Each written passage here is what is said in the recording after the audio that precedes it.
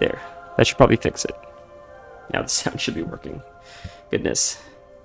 So, the last stream stunk because I was just distracted, and I had something on my mind. So,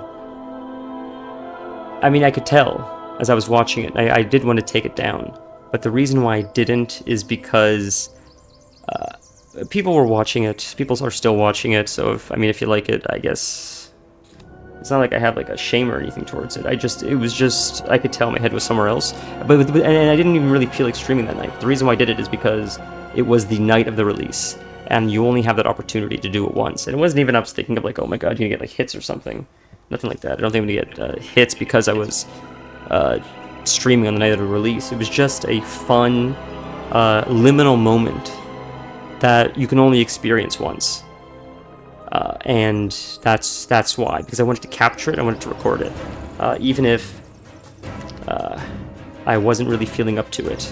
Better to not feel up to it and still show up, I felt, than just miss out on the opportunity. And while it wasn't ideal, I'm still, I guess, happy I did it. But I was debating taking down the VOD of it, but for some reason people keep watching it. I don't know, man. So, but this one will be much better. Anyways, enough Michigas. I sort of reorganized this a little bit. Like, Nolly's always been my main. Technically, actually, this Nolly was the OG main. This was like Nolly OG, the Nolly of where Nolly came from. And then, as I stopped raiding and playing with my friends as closely, I went Horde and then made this Nolly. And just I like the models of Undead better. But I'm playing my Druid right now, Barry, who is a replacement, actually, for my Druid on Alliance, which was this. So my first two mains were like my Druid and my Warlock on Alliance, and then as I transitioned to Horde, I made a new Druid to fill the gap, and that's Barry Garcia, who I played all of Plus X Pack, who I'm excited to get into right now, because I'm just not feeling the Warlock right this second. But I'm excited to play Feral. I heard Feral's pretty good. I unlocked like one hero talent. The idea is pretty cool. I think I unlocked one more, actually. I didn't want to do too much until I logged on for stream, because I thought it'd be fun to like experience a lot of it for the first time on stream. So I mostly did a little bit of herbalism, a little bit of mining, and I explored a lot of the map just by herbing and mining, but I have no idea what the hell's around here, because I wasn't paying attention. I wasn't really exploring. I was literally just like a bot, looking at the map for herbs and just zoning in, not paying attention to my surroundings, with the intention of like exploring it as I get there for quests and stuff. But the one thing that I did do, and I believe I did it even on the first stream I did, is where the kobolds are. There's a delve there, I believe, and I'm really excited to check that out, because I don't know what delves are. But is that the delve? I think it's this one. I think it's this one, I believe. I don't know what they are, but they seem exciting. And this is what are these things? Crystal. Does it give you more of these as well?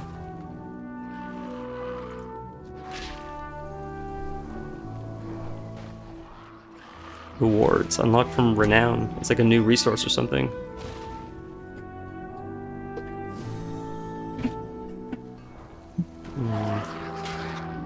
Yeah, I see there's a pickaxe here. I don't know how to get it. Alright. Holy moly. Alright. I see there's a pickaxe here, but I feel like there's something that has to be done to get it, and I could Google it, but I didn't want to. I sort of wanted to, like, try to figure it out, but maybe it's a trick. Maybe it's not actually, because it doesn't look like I'm on it right now. Is it here? Am I dumb? Is it right here and I didn't see it the whole time? Or but I still can't grab it, so... Is it underneath me? And is this some kind of like a trick they did intentionally to make it think that it's here? Then you gotta go like underneath or in a cave or something. Although they seem to have gotten better with that. They seem to indicate when something's actually underground or in a cave, but... Anyways, we'll come back to this. That's fine. Let's, we have this quest here for Lost Delivery, and I thought we had a quest for this delve. One there. I remember doing the Cobalt quest here, where I killed a whole bunch of them. You kill the leader, you fill the bar. So I think I killed the leader up around here, and I think this quest that I have here now I thought was the next part of it, but maybe this is unrelated. The one thing that I noticed, this is super unrelated. Yeah, this is something else. Oh boy.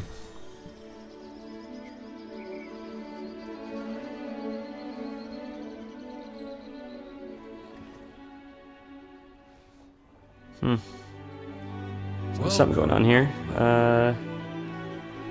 Can't believe the courier just lost my package. We've been waiting on the ship to help with his leg. Mixed with fire honey, the stuff should patch him up quickly. Oh, that's a player. I thought that was an NPC. Look at that. What path brought you here? Ramoliths. That's a fun name. These guys are Ramoliths? These guys, I imagine? Bad news is they're not immune to injury. Oh, that's a shale hoof. Or is that his name? Because it's capitalized. I think that's his name. Mix the clay. Slap it on his hoof. Interesting.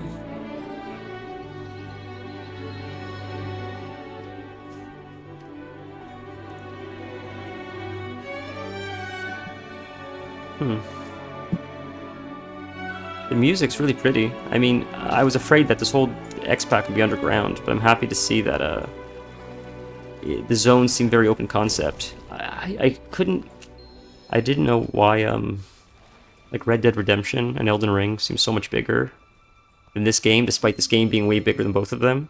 And I think it's just because if right now, like what made Nagrand look so big and what makes this zone look so big is that it's so flat that if you look straight ahead, you can just see all out into the distance forever. But it's not invisible, you could just actually see it, but it's really far away.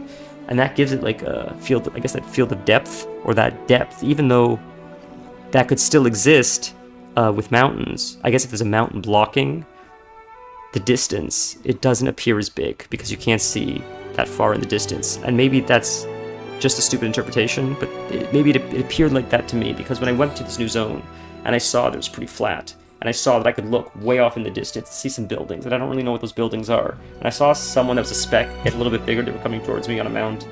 It gave it this feeling of like a world, an active world, sort of more like Elden Ring and Red Dead Redemption. That's all. So maybe it's a strange take, but when I was doing like in Remix, Kunlai Summit, or specifically the Isle of Thunder, which isn't a huge zone, but it's a lot of big buildings and stuff, and when you're in a specific area, you're sort of cut off from the rest of the zone. And in my opinion, it made the zone feel a little bit smaller, because even though the rest of the zone was there, if a lot of your field of view is blocked by buildings or mountains and stuff, all that you really have the zone, like, you know, maybe my shit take is like what you see.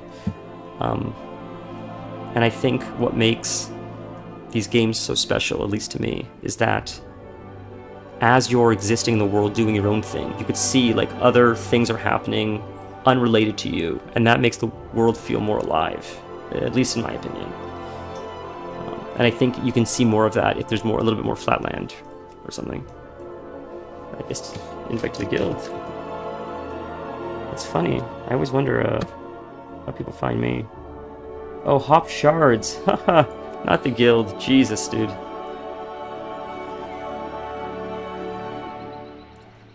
Cool. Before you go and wake up slumbering mountain giant, it's probably best we get an idea of how deeply asleep he is. Take these earth shards and plant them on the waterfalls and hills around the lake. Once you've got them set up, I'll be able to get a reading of the giant's health. Commit our meeting to memory.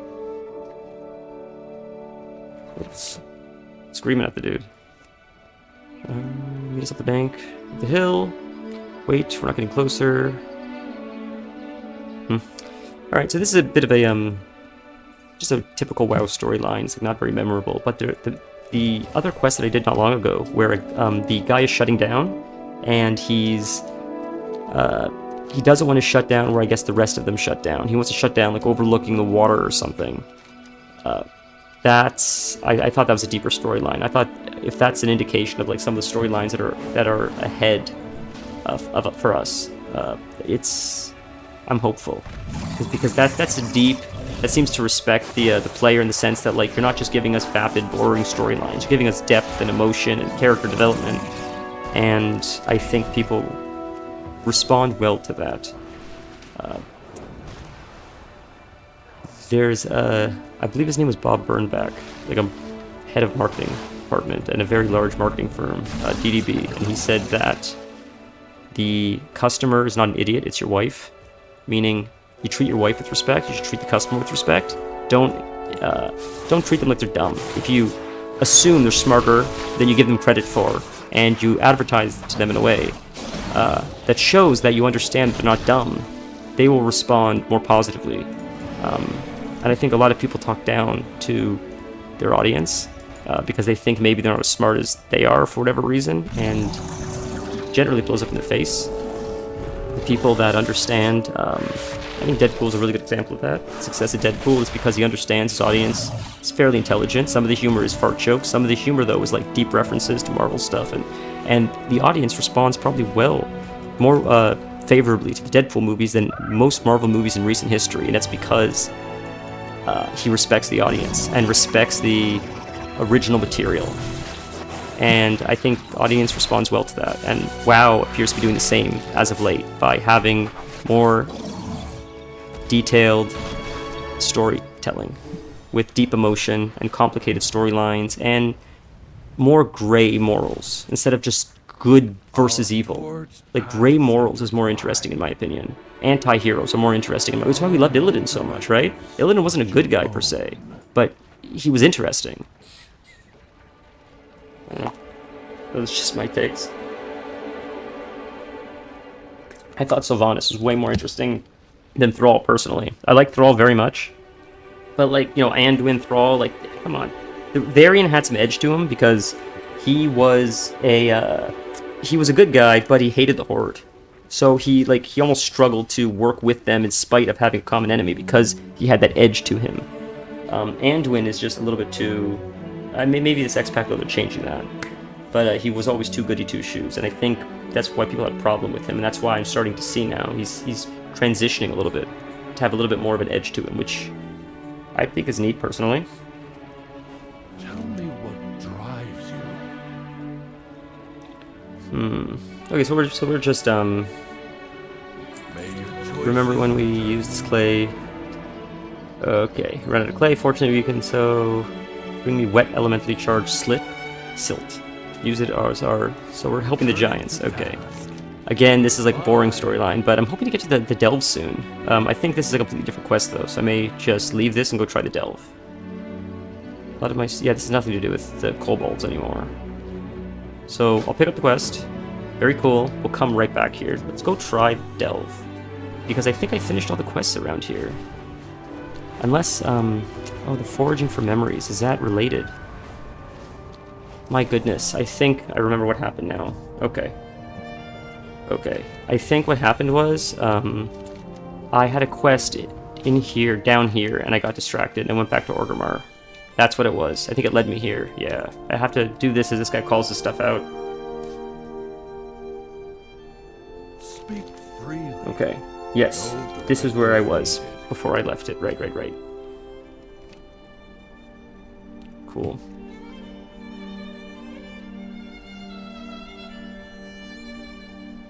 Delves are caves where you do quests for some gear and gold.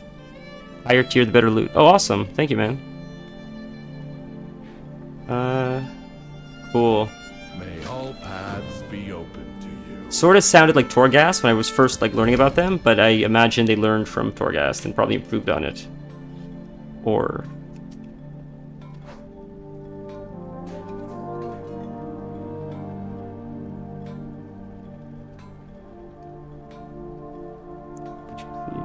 Charged core, it's this thing, yep. So after this quest, I'll try one of the delves. I don't know if this would lead to it, because I was around that area with the kobolds, or however you say it. The rat humanoid things. Toss in some coals. Is that this? That's ore. Where are the coals? Here, right here.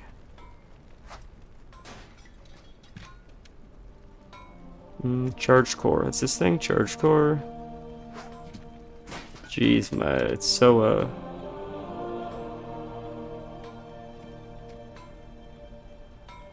Charged core. I'm really excited for the idea of solo content, because I do play, unfortunately, a little, more alone than ever, I would say. My hours are very sporadic.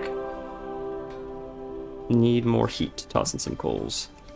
So, having the opportunity to do something like that, where I can do harder and harder and harder versions of solo content is, I mean, it's exciting. Because I always sort of run out of stuff to do. I don't love mythics that much, and I don't know. He's waiting for us. He will join us on the final journey. Yeah, so this story is the story I was talking about. Something fancy, I promise. I said it is more symbolic than anything else. My head feels heavy. This story, I was so surprised. It seems it's a little bit dark for, like, WoW. Although, like, Vanilla had some dark storylines. But, it's brilliant. I like it. I'm interested. I want to know, like, I feel for this guy. You know, I've been following the whole story.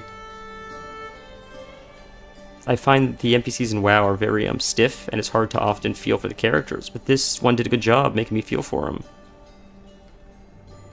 Like this right here, like... This is like, not to get very dark, but this is sort of like, what it's like when you have someone in your family who's got like Alzheimer's. They don't remember you. And they're slowly like decaying, and you just want what's best for them. And they have wishes, but they go in and out of lucidity. And like, it sounds crazy to say that, but like... It's awfully closely aligned. Some of this storyline is fascinating. How like the person still remembers who they were, and they recognize that they're slowly shutting down or dying, and they've come to terms with that. But then they have last wishes for their ultimate demise.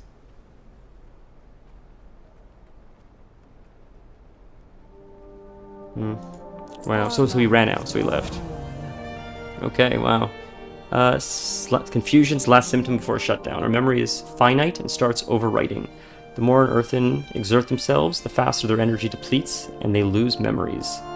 Like, it's fascinating. Like, I find it so fascinating how they use, like, the human elements of, like, emotion, and they weave it together with, like, this, like, machine, android, race, I guess. So I'm such a boulder head. That's funny. Cool. Okay. Torghast is more fun than Delves. Interesting. That's an interesting take, because people didn't like Torghast. So I didn't mind Torghast. I spent a lot of time in there. And is this the Delve? Is that where we're going finally? I didn't spend a ton of time in Torghast. One time, the longest time, the closest I got was to the last level.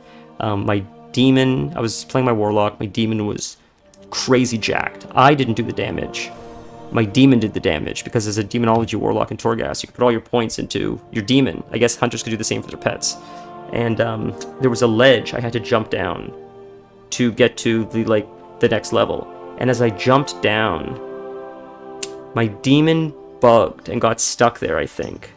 And he disappeared, and I had to resummon him. And when I resummoned him, I lost all the buffs he had from all the previous stages, and I gave up. I said, I can't do it now, because all the things I put on were on him, and if the demon dies, when you resummon him, he doesn't have those buffs anymore.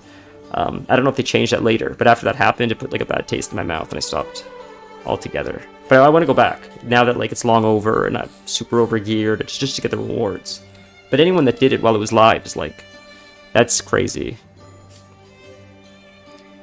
Just because it's tough. It was very tough.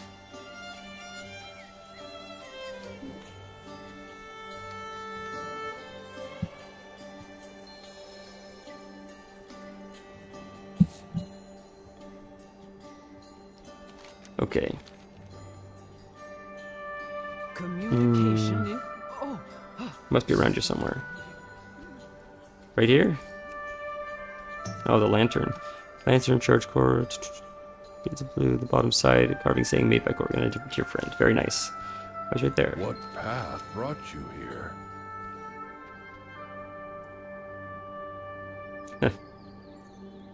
Let's Show him the commit our lantern. meeting to memory. This is probably the first entrance into the delve. Maybe, maybe not. Ah, a new experience.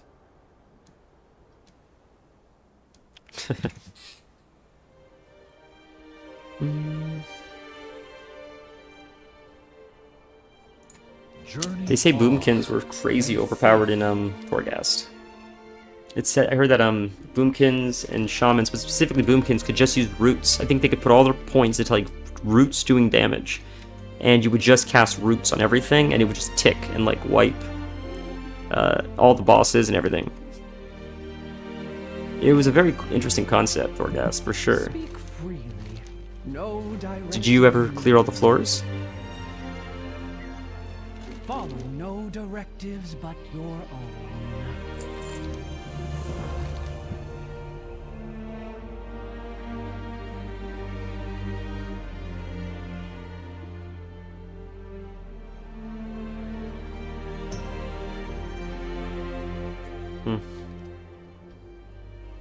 Let's commit. So we gotta go to the shore.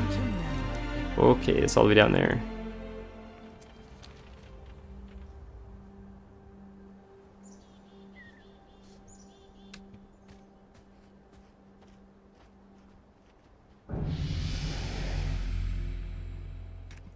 Cool. Yeah, the legendaries. I mean, I wasn't huge on Shadowlands personally. I think a lot of people share that opinion, but the idea was okay. I just didn't love them on. Said you remain testament to. Yeah, I did do the legendary stuff. Not as intense as my friends, but some, my friends too also went really hard with Torghast as well. So this is interesting. Recover the stolen keepsakes from invading kobolds. Alright, let's just try it. I don't even know if the quest to send me here. Oh, XP. Reducing maximum health if not within candlelight. Interesting. Let's try. This will be fun. Let's try. Oh, right. I have him. I think he's my DPS. Explorer's League supplies.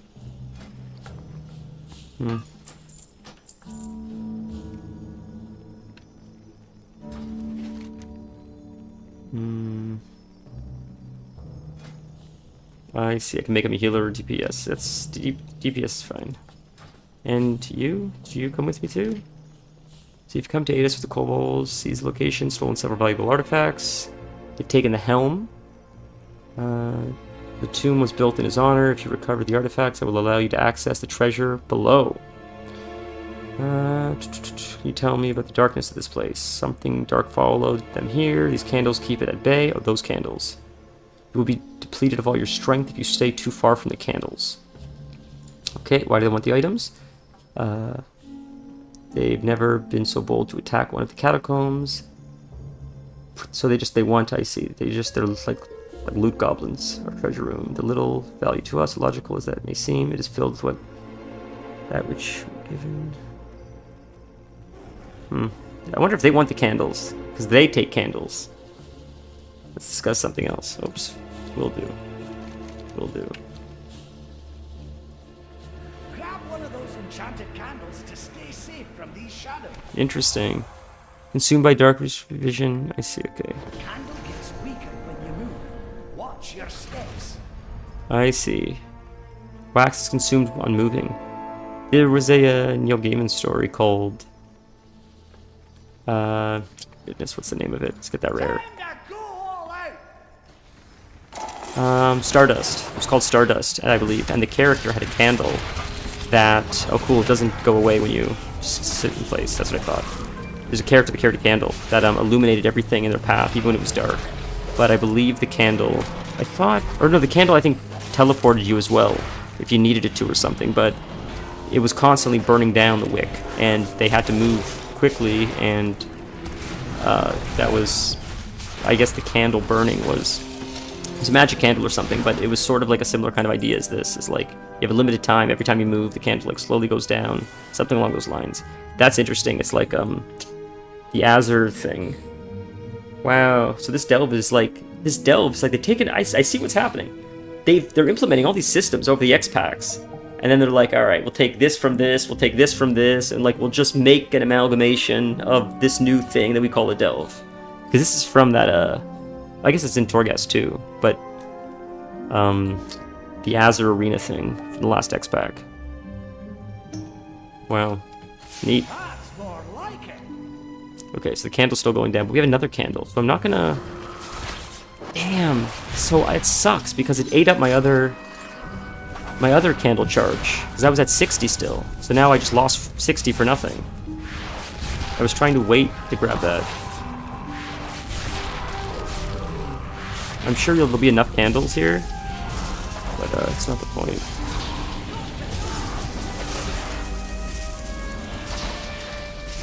At some point I'm going to try to do all the delves, I'm sure, because of the Psycho.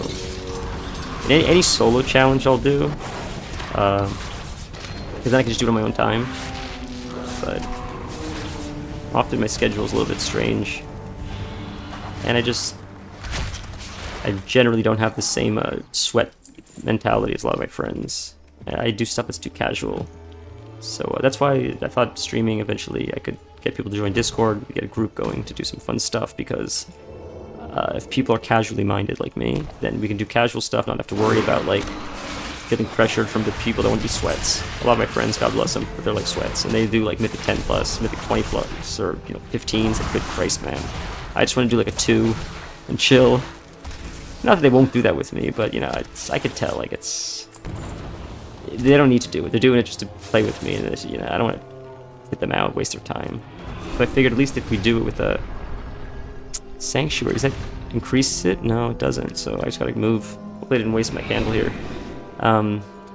If I could get people, I guess, that are like-minded, that want to do it as well, then I guess I feel less guilty about it. And I imagine maybe some people watching on stream would say, hey, you know what, I'm cool doing like a 2. I actually need a 2, or all I want to do is a 2. I don't want to push too much farther than that. So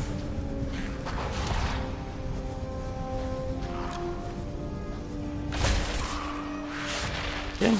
Oh shit, I have hero talents I forgot about. Yeah, I forgot about that. Wait, I have a timer? No, I'm okay. I'm okay. Ravage.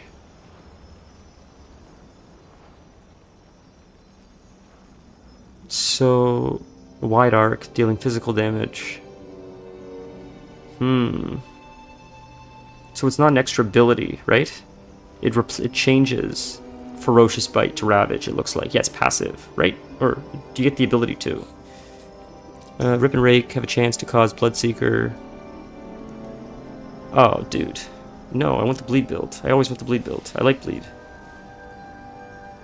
Damage and healing only cat form increased by 3%. I like how it says this here. You'll learn all these talents by 80. That's strange, because they never do stuff like that. They never say, like, don't worry, you'll get it. But I guess enough people are like, well, which one do I choose? And they're like, you're gonna get them all. We'll just let you know ahead of time, you're gonna get them all. You don't have to stress too much. Just pick whatever. 5%. Ooh, that's pretty sick. Tiger's Fury, attacking prowl, increased chance by shred. We're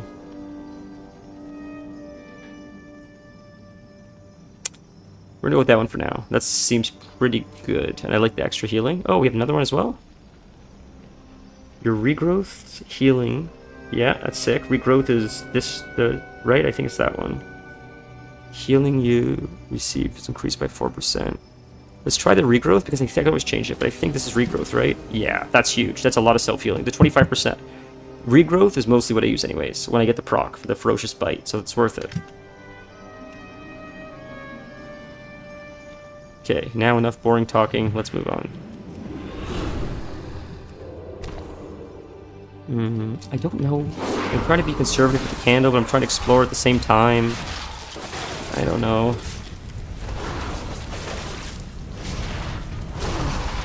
Thankfully, I'm pretty strong, so I don't have to worry too much about dying. This character's much more overgeared than, like, most characters, I think, that I would play. Like, not most players, but most characters that I would play. He's almost at 500 item level, so it's definitely higher than like the 480s I have. Or less. Some are a lot less than 480 even. They'll really probably struggle a lot more in here.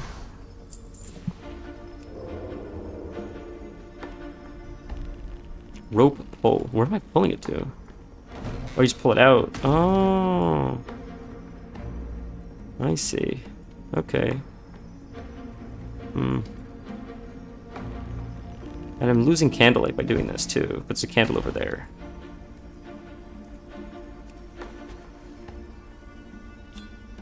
Provides a modest increase to companion experience. I think I've been missing out on stuff probably behind me. Is that one right there? No. Okay. Wonder how the scaling is when you tank. I also like playing tank, but again, like my friends are sweats, and I don't want to really tank a 10. I'm okay tanking like a 2 when the stakes aren't that high.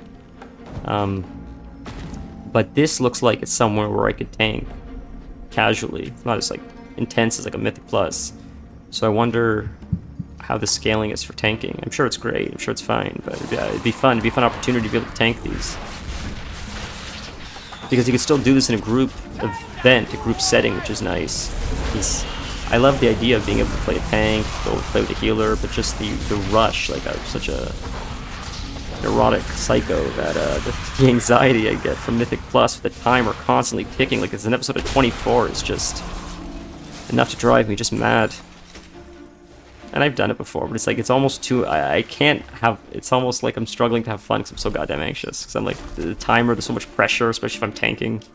If it's DPS, it's not as stressful, but it's all, look, it's all personal, you know, issues. Nothing to do with other people, but. Abandoned Restoration Stone. That's not the ending, is it, Ready? No. Oh, you see here. Right? There's probably a boss or something at the end of this whole thing, I imagine. So we got a lot of candle here still, so let's explore this whole area. Let's get all the rewards. Because I can pick up that other candle still. I don't know what the Restoration Stone thing is, but...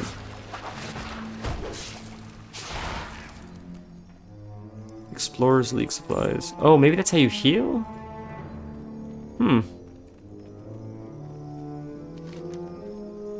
Okay. I guess it just heals Bran, maybe. Maybe it heals Bran. Okay. So let's go again.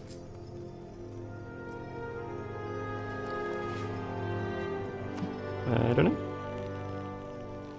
We'll run from it. I got 34. Let's go. Right, we'll let that stop, and we will go. And we run. And we run. And we'll pull you. Just run through it. We're oh no, we did die! Oh, Christ. I wonder if you get something for dying. Oh, that's what that's for. I guess that's where you res. Okay, it's like a checkpoint. Okay, very cool. Oh, did I not grab a candle? Right there. Right. Okay. I wonder if you get something for dying. Or if there's like a... If there's... What happened? What?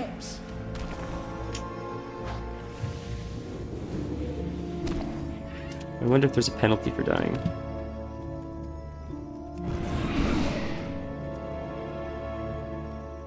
Oh, the cat came in.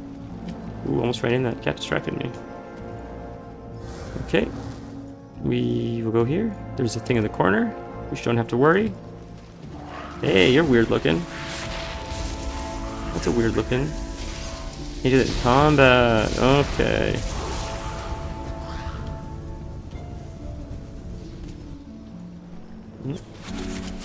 Oh my god, more combat. The cat comes in here, distracts me. Can I click this now? My goodness. That's more like it. XP, I see. Come on.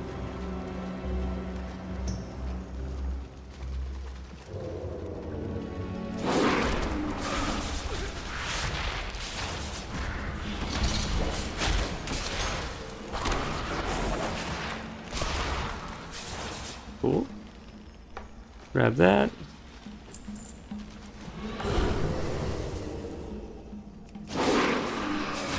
Well.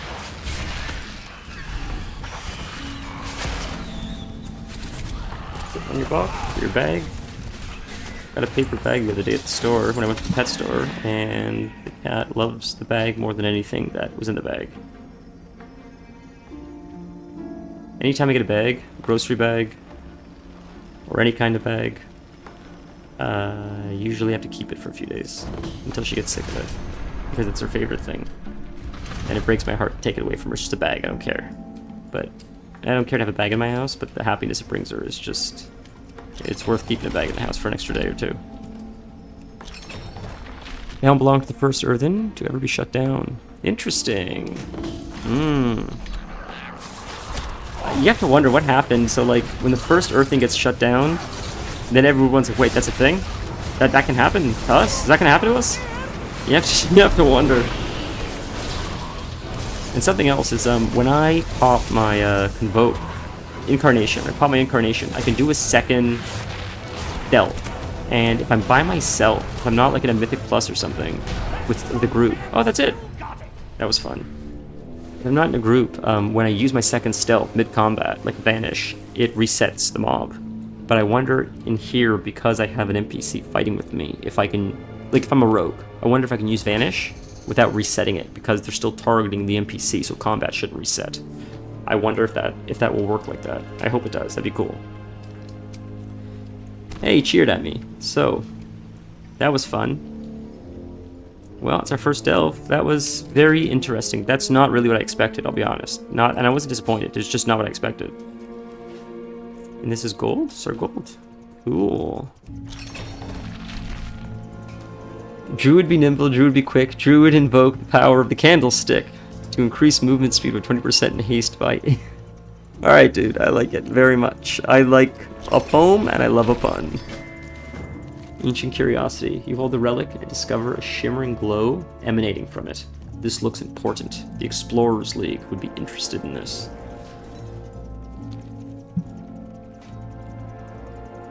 Just step over it? Neat. How cool would looting be if you could just do that? Step over it instead. That'd be cool. That's more like it. Interesting. So if I... yeah, because you can't... That was fun. Well, thank you. To anyone that watched that. You ready to leave? Yeah, sure. That is very promising. That was really neat. I did not think that was quite like that, but I can only imagine the fun abilities you can get and companions, not to mention the transmog and mounts. Like, this to me, it seems like a bit of a progression system for sure, in the sense of like they're trying to give people that play the game solo an opportunity to do stuff. But I think even more so than that, it'll be an opportunity to come up with reasons to give people new mounts and cosmetics and stuff. Like the levels and stuff. They'll be like, after a certain point, I imagine they'll say you cannot get anything else except for cosmetics. And this is, it will be an opportunity for gameplay for people that want to still challenge themselves, but because it's hard to balance, I guess, the carrot on the stick, where you want something like the Mage Tower to exist where it's difficult, but you don't want the best gear to be behind something like that, because then everybody feels like they have to do it. And if they don't, then they're always going to be behind. So you don't want to create something that's like exceptionally crazy difficult, like the Mage Tower, and then put gear behind it. Because Mythic is... I still think Mythic's different from the Mage Tower. Mage Tower is being a solo challenge, being like a weird use of mechanics that you don't normally use, like traditionally like that. It's like a different skill set. So it seems like if you want to do something like that with the Delves, where you just ramp up the difficulty to like 1,000, and you just have all these weird gimmicky kind of mechanics, to put gear, or the best gear behind that, I feel like wouldn't be well received. But if you put like mounts, really strange mounts, and pets, and crazy transmogs, I think it would be a little bit more well received. Because like even the Mage Tower, people got pissed. I won't wear bear, I won't wear bear, I won't wear bear. It's not fair, it's too hard. But it's still a cosmetic, so it's a little bit easier to be like, oh well, get better, tough it out. You know, I don't know what to tell you. It's not like you can't play the game. You can still play the game, just have the cosmetic. And I don't agree with that mentality. I think they should have given at least another type of werebearer. It's too cool of a skin to hide behind, one, an event that's no longer in existence, and two, the second version of the Mage Tower, which is okay, but like, whatever. Just give people another werebearer. It's a cool skin model. There's nothing else like it. It's really unique. Yeah, I have it. So I'm not playing the elitist game. I have this, and I don't care if other people have this. If it makes people happy, it doesn't take anything away from me. Even if you give them a different version of the skin, I think it would enhance people's experience to know that they could have all these really neat, unique things. But following that logic, got a little off topic.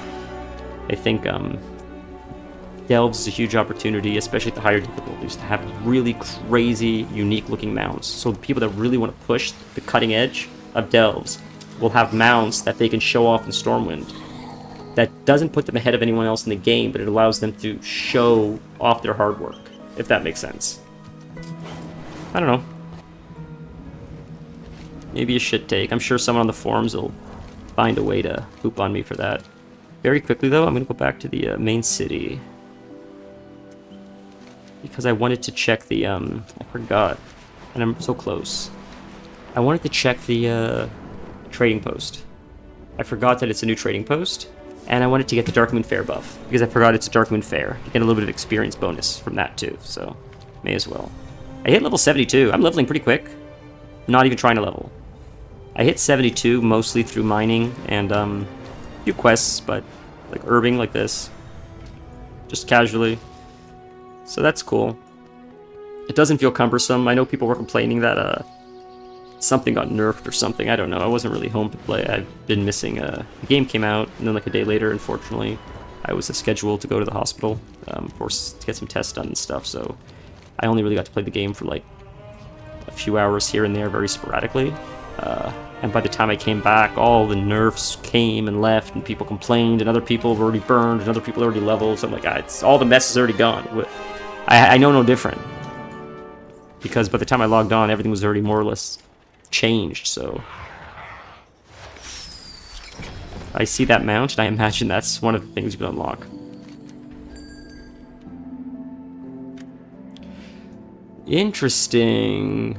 Interesting indeed. That is exactly like this set, but it's more colorful. It's exactly like this set, which I got from Plunderstorm. I forgot about that mount. Jesus Christ. That's so silly. I wonder if it flies. Does it fly? Can I mount? Oh, it flies. That's so ridiculous. Okay.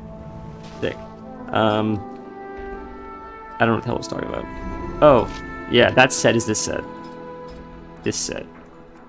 That's sick. I didn't look at the druid armor. My god, man. Right around here. This. It's pretty much the same set, I think. Almost identical. Just red versus yellow. The yellow almost looks better, but I don't know if I want to spend 700 points on that. Whether I like it or I don't like it, I have to buy it. Thankfully, I like it. But Jesus Christ. I have a problem. I need to go to MA, which is Mounts Anonymous, because I can't not buy mounts. I need to buy mounts. I can't exist without... I can't know mounts exist and not have it. Is that actually a bandolier? That goes in the back? Oh, it's Alchemist bandolier. Interesting. Interesting. Ooh, I like green. That's... looks insane on a Tauren. I'll have to see how it looks on my Blood Elf, because I really, really like green. That's a silly looking hat. That's funny.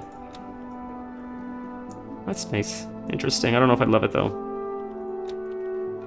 Okay, strange. But interesting. Oh, interesting. Not for me, but... that's a cool color. I like green again. And it's only the one. Okay. It's a very pirate theme, I see this time. Which I don't mind. I like pirates. I like the green. I like the green very much.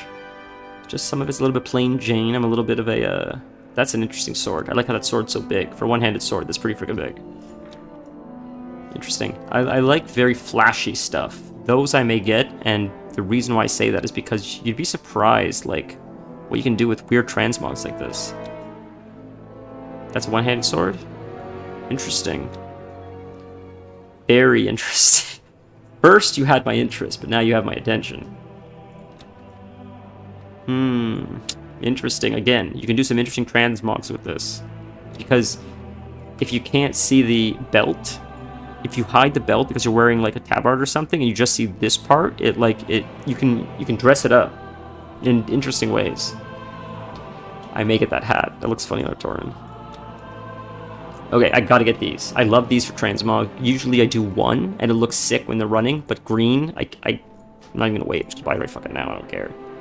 God, I'm never so impulsive with this shit, but green is just killing me. So this staff, if you put a jade enchant on it, it looks very much like the hunter staff from the quest. Whatever it's called. Ooh. Look at that. That's crazy. They actually cover the Tauren's feet. You never see, very rarely do you see it cover the Tauren's feet. I may buy those just for that. I'll come back. I have all month, but that's interesting. Cool. That's strange, but I don't know if I'd actually buy that, but interesting. It's for the hunter, right? I think it's for the hunter. This one, yeah. That is for the monk, I guess. And that is just held offhand. It's a silly hat. Okay. Jeez Louise, man. You guys are not making this easy for me with all this green. You are not making this easy for me. My god, I'm so... I have such a fear of missing out. In the sense of me, It's an ogre sleeved shirt. Oh, I see. Orange sleeve shirt. I mean, it's orange. Ogre. Jesus Christ. I have a fear of missing out. I'm afraid if I spend these on something, next month will be something that's so insane, and I just be like, no, I don't have enough points. So that's why I'm so, like, hesitant to buy anything. Okay. We did this. We did this. We need to do the Darkmoon Fair really quick. We're gonna save our hearth to get back from the Darkmoon Fair, but there should be a way to port. Are the representatives? Is it still going on? Did I miss it?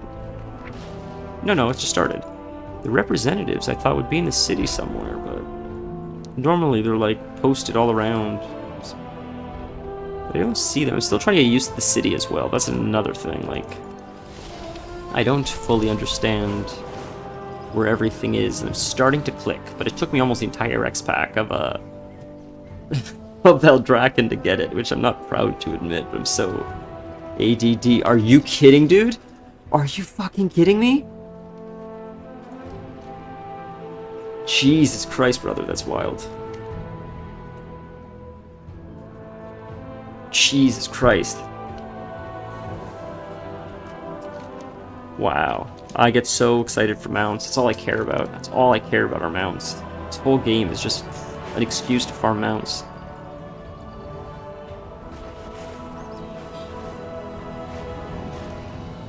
Okay. I remember where the portals are.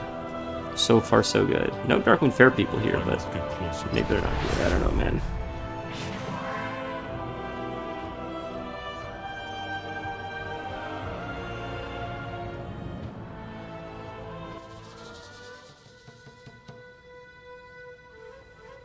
Alright.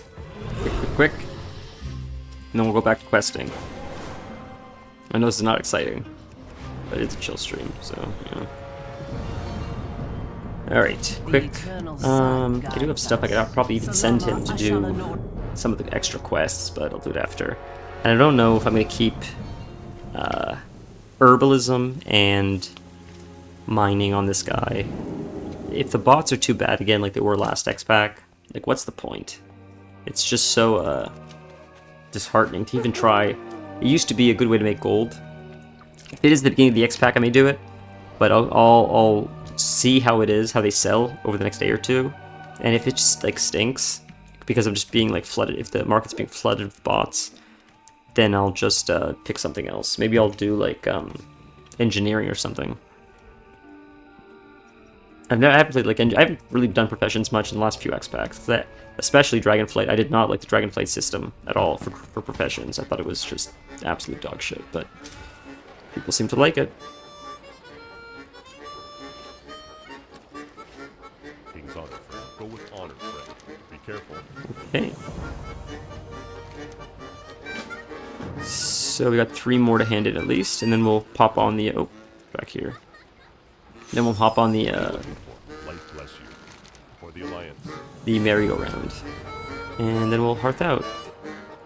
I haven't collected these. That's fine. I love this system. Jesus, man, I love the system so much. Wow. I wonder what that's for. Exploding. This being able to add transmog from other armor types is amazing. I wonder how many... You could send it over anyways. Doesn't really matter. I forgot about that.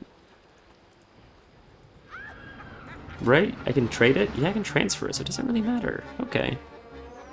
So I think Terrence has the most? Or no, Nolly has the most.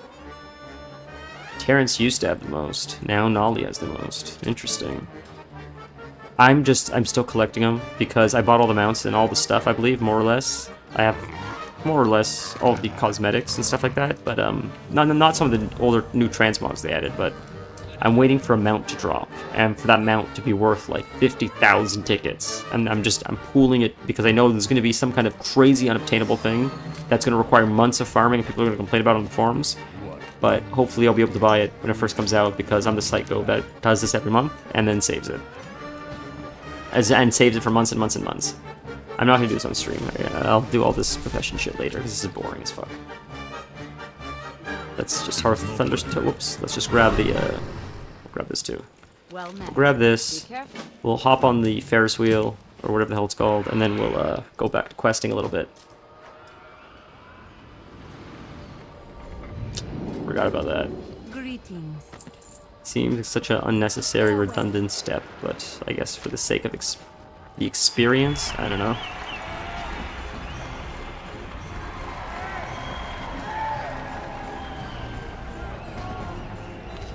How exhilarating. When any player falls below 40% health during combat, the idol awakens, dealing moderate physical damage to nearby enemies, taunting them for 4 seconds. Add this to Brand's collection. Oh.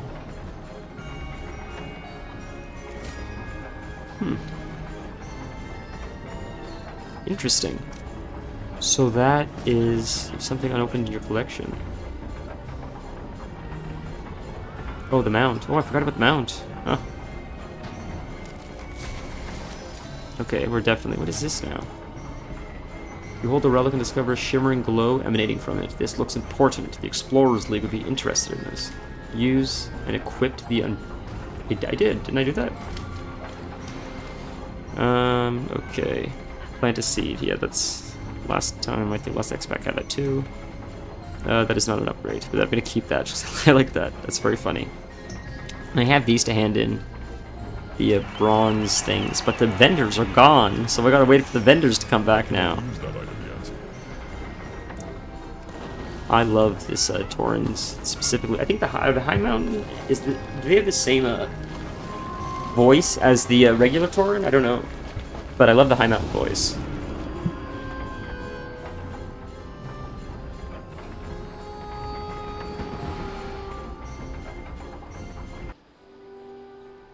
Alright. Here we go.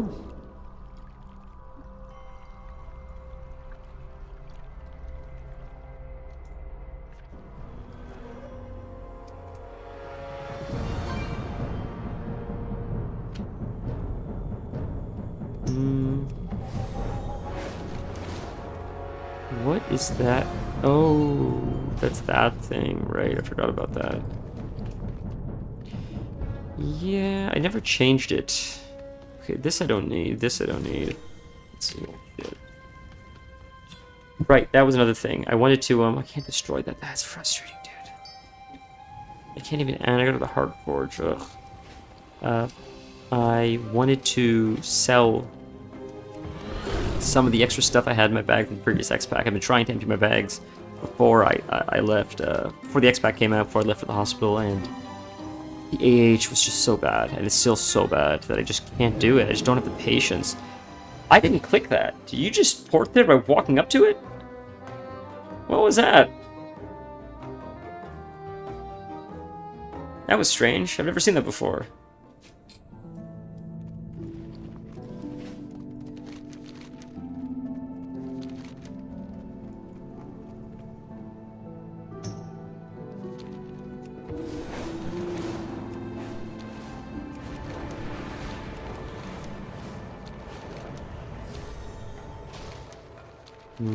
What's in here?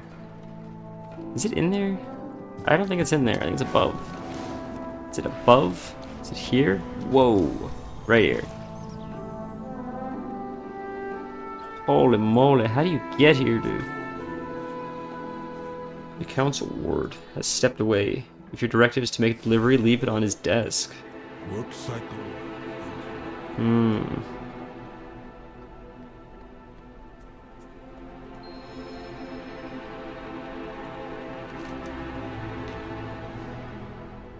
Pile of letters is scattered haphazardly over what you assume is Merrick's desk. It appears that he left in a hurry. The topmost letter is open and unfolded. There has been a situation. Expect delays. Steel vein. Seems like there is nothing else to do but leave the receipts on Merrick's desk. I remember there was smuggling. Yesterday I did a little bit of a quest. There was some smuggling. There was illegal tools with a false bottom in the undead only guild looking for dudes. My god, man. The whole smuggling storyline. The false bottom felt very Vanilla WoW. Vanilla WoW had storylines like that, where there was like more adult themes. And I thought that was pretty cool. So I'm happy to see more like adult storylines. I find it's a little bit more interesting than just like this good guy, this bad guy want to take over the world. We must be good even though we don't like each other and be good together to fight bad. It's just... Alright, is that a new zone? What's going on? It's just taking you to a new zone?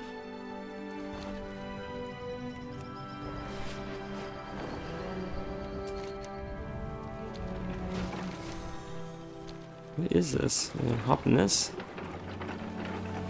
What? That's just gonna knock me off. Nothing's gonna happen. Yeah. Right? Yeah. So what's going... You have to fight something underneath, I guess. Oh, he's right there. Oh my goodness, okay. Ah, I was wondering. There you go. See, now they're starting to hit a little bit harder. Now I'm 72, I'm almost 73. And now the scaling is starting to outweigh the gear.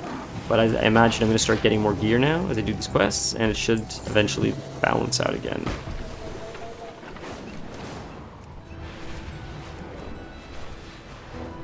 So we killed that guy.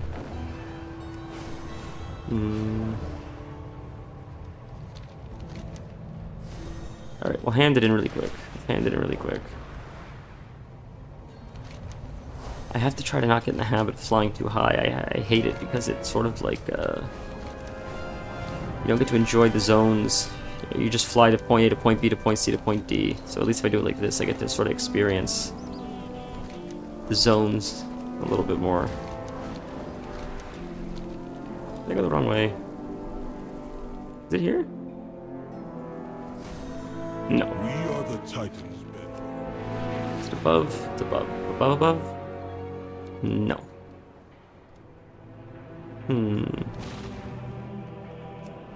It's probably right in front of me. I'm just dumb. It's in there. Alright. Oh, right there. I saw him. Okay. Do you have a query? There? What was that? Oh, one time. May the Titans carve. Yeah, the XP comes fast.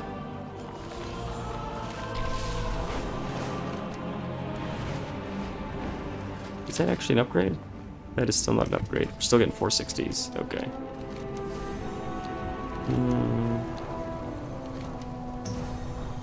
Alright, let's go left. Like, this is what I mean. You could here, I'll stop. I'll show you what I meant when I said earlier, but the flatland. I exit, this was my experience when I first played. I leave this insane city, right? The city is insane. You go through these gates, and you can see, as you start walking through the gates, let's say we're on the ground. We'll go in this direction. You see there's stairs. You see up here, it looks like there's a way out. It makes it appear like there's a way out. So we go. And as we go here, and this seems intentional. Now you can see there's something off the distance, mountains. Wow, that's interesting. Makes it look pretty big. Look, there's something even further. There's something even further. There's something even further. There's something further. Like it's so, and it reveals itself, and you get this first shot. And like, where do I even begin? If this was like this, and it covered this whole landscape, if it was just if my field of view was obstructed, it wouldn't have the same impact. This field of view, where you could see the layers of distances, the world feels so alive and so big. And that, in my opinion, is the most valuable thing this game has to offer. Is this experience right now. It's like I'm going down the path, and I know where I'm going. Oh, there's a crossroad. Now where do I go? Do I want to go this way? What goes all the way down there? I can see there's a million different opportunities down there. Or do I want to go this way? Now, I was planning on going here and maybe checking out this quest, which is all the way over here, but I see over here there's some stuff going on. I see over here there's some stuff going on. Up here there's some stuff going on. And I can't forget all over here, all the way back there. Like, it's just... I know I sound redundant, but I haven't felt this in an expansion in a little while. Dragonflight didn't feel like that. The zones felt too separated. I don't know why. This feels like a very smooth transition. At least for this whole zone. This whole zone feels very open, but different at the same time. It feels layered. It feels very alive. It's brilliant. It was brilliantly done. And if this is an indication for the rest of the zones, I think we're in for a good one. I wasn't very excited for this X-Pack, I'll be honest with you. The themes didn't seem too cool, but it's so far surpassed my expectations, which were quite low, so that's not hard to do. But I'm happy, so I guess that's all I can say. I'm happy to surpass my expectations.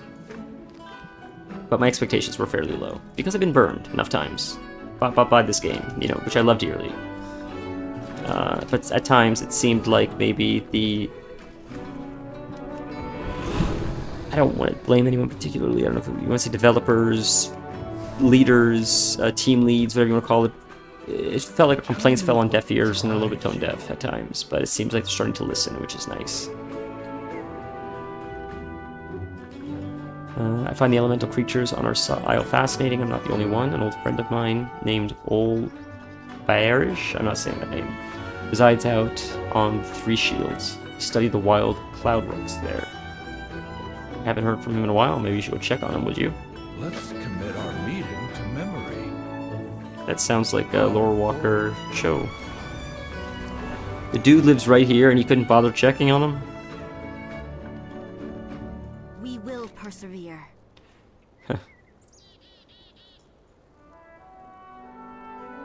Wow. Trainee, I'm super excited to be here. I'm very into Titan technology. We're on. Dealing with that stuff.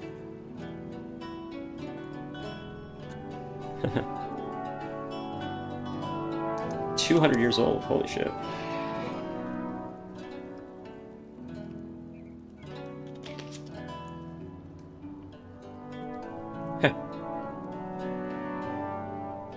That's very funny. It's a 20-year-old elf. That's like a baby elf, right? Elves live like hundreds of years. Bye. Our merchant friend told us about some small island off the northeast coast called the Three Shields. Apparently there was a lot of Titan activity there long ago. The activity sounded like Titan research and development. Exciting stuff. Okay. coming along? Care to join us? Let's go. So much science to tell you about. Okay.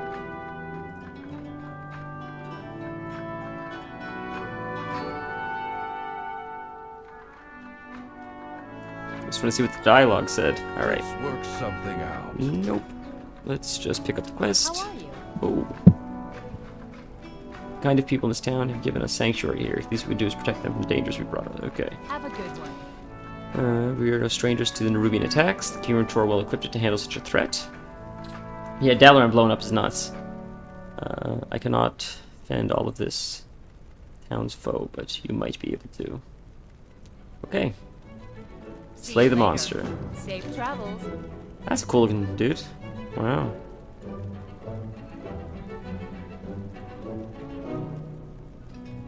A prisoner from the Violet Hold. It's the Mage Slayer.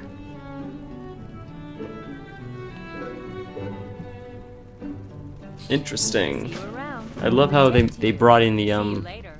Violet Hold. So Mage Slayer is like a reference like Cop Killer. That's very funny. I love how they reference that. Like when Dalaran blew up, the Violet Hold also like let out all the criminals. It's like all the nuts in Arkham are out. No directive needed. Take a look around this beautiful town. What do you see? Ranchers and their moss work, but is here are storm colors. Oh, storm scars. See. His belly is full of my life's work. It's very funny. I came here to buy a weapon, and all we have is ranching equipment. You look strong. Would you put an end to Storm Scar's reign on our pastures? Let's do Follow it. no directives. Quartermaster.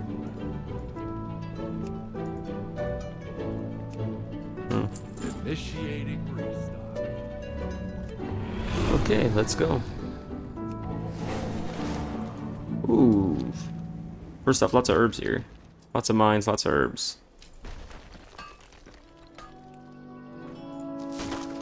We'll drink that. Get the herb.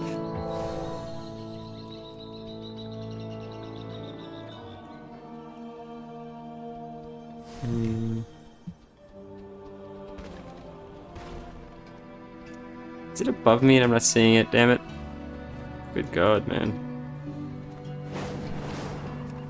Oh, there it is.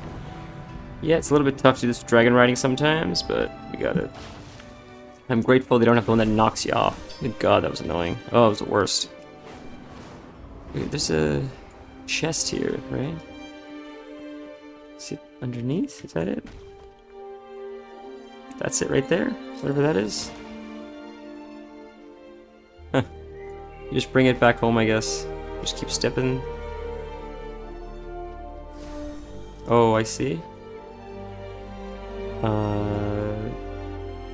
Did I get anything for that? Oh no, I see. I keep chasing it. Okay, I gotcha, I gotcha, I gotcha.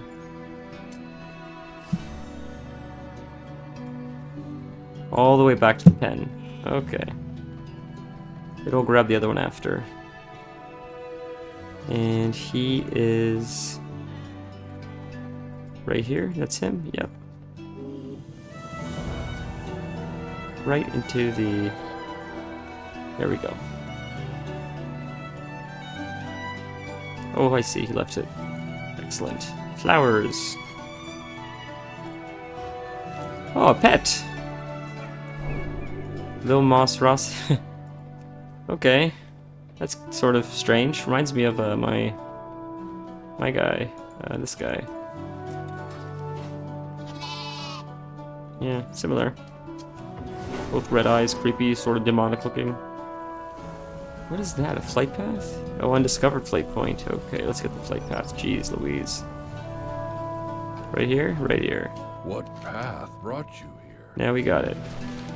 Now let's quest.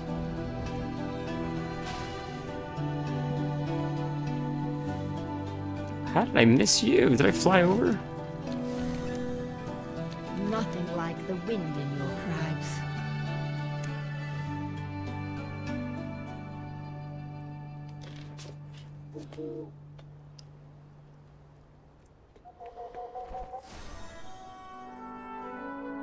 lanterns be your guide. Thunderhead Peak normally boasts a perpetual storm from which the local moss will cry energy. Without it, the poor deers look to the listless and near dead on their feet.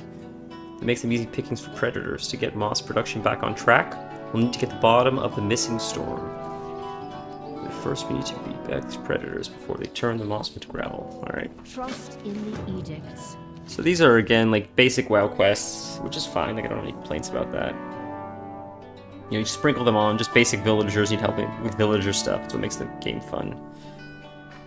The energized moss that these flocks produce is a favorite treat at the storm rooks, but with the storm gone, the rams are lethargic, vulnerable, and no longer producing. We may not be able to conjure a storm, but we could offer the moss wolves a motivating zap. See if you can find a lodestone that will hold the charge, and bring it to the Charbender. Christ, brother, am I saying that? So she can get it loaded up. Fly high, strike true. Alright. Pick up the rock, I guess. Oh, loot. There's a whole bunch of different mines. I don't know if they're all the same or... Okay, so that's very... Like a quest in The Simpsons. There's an episode where they make fun of World of Warcraft, and Marge does the first intro quest.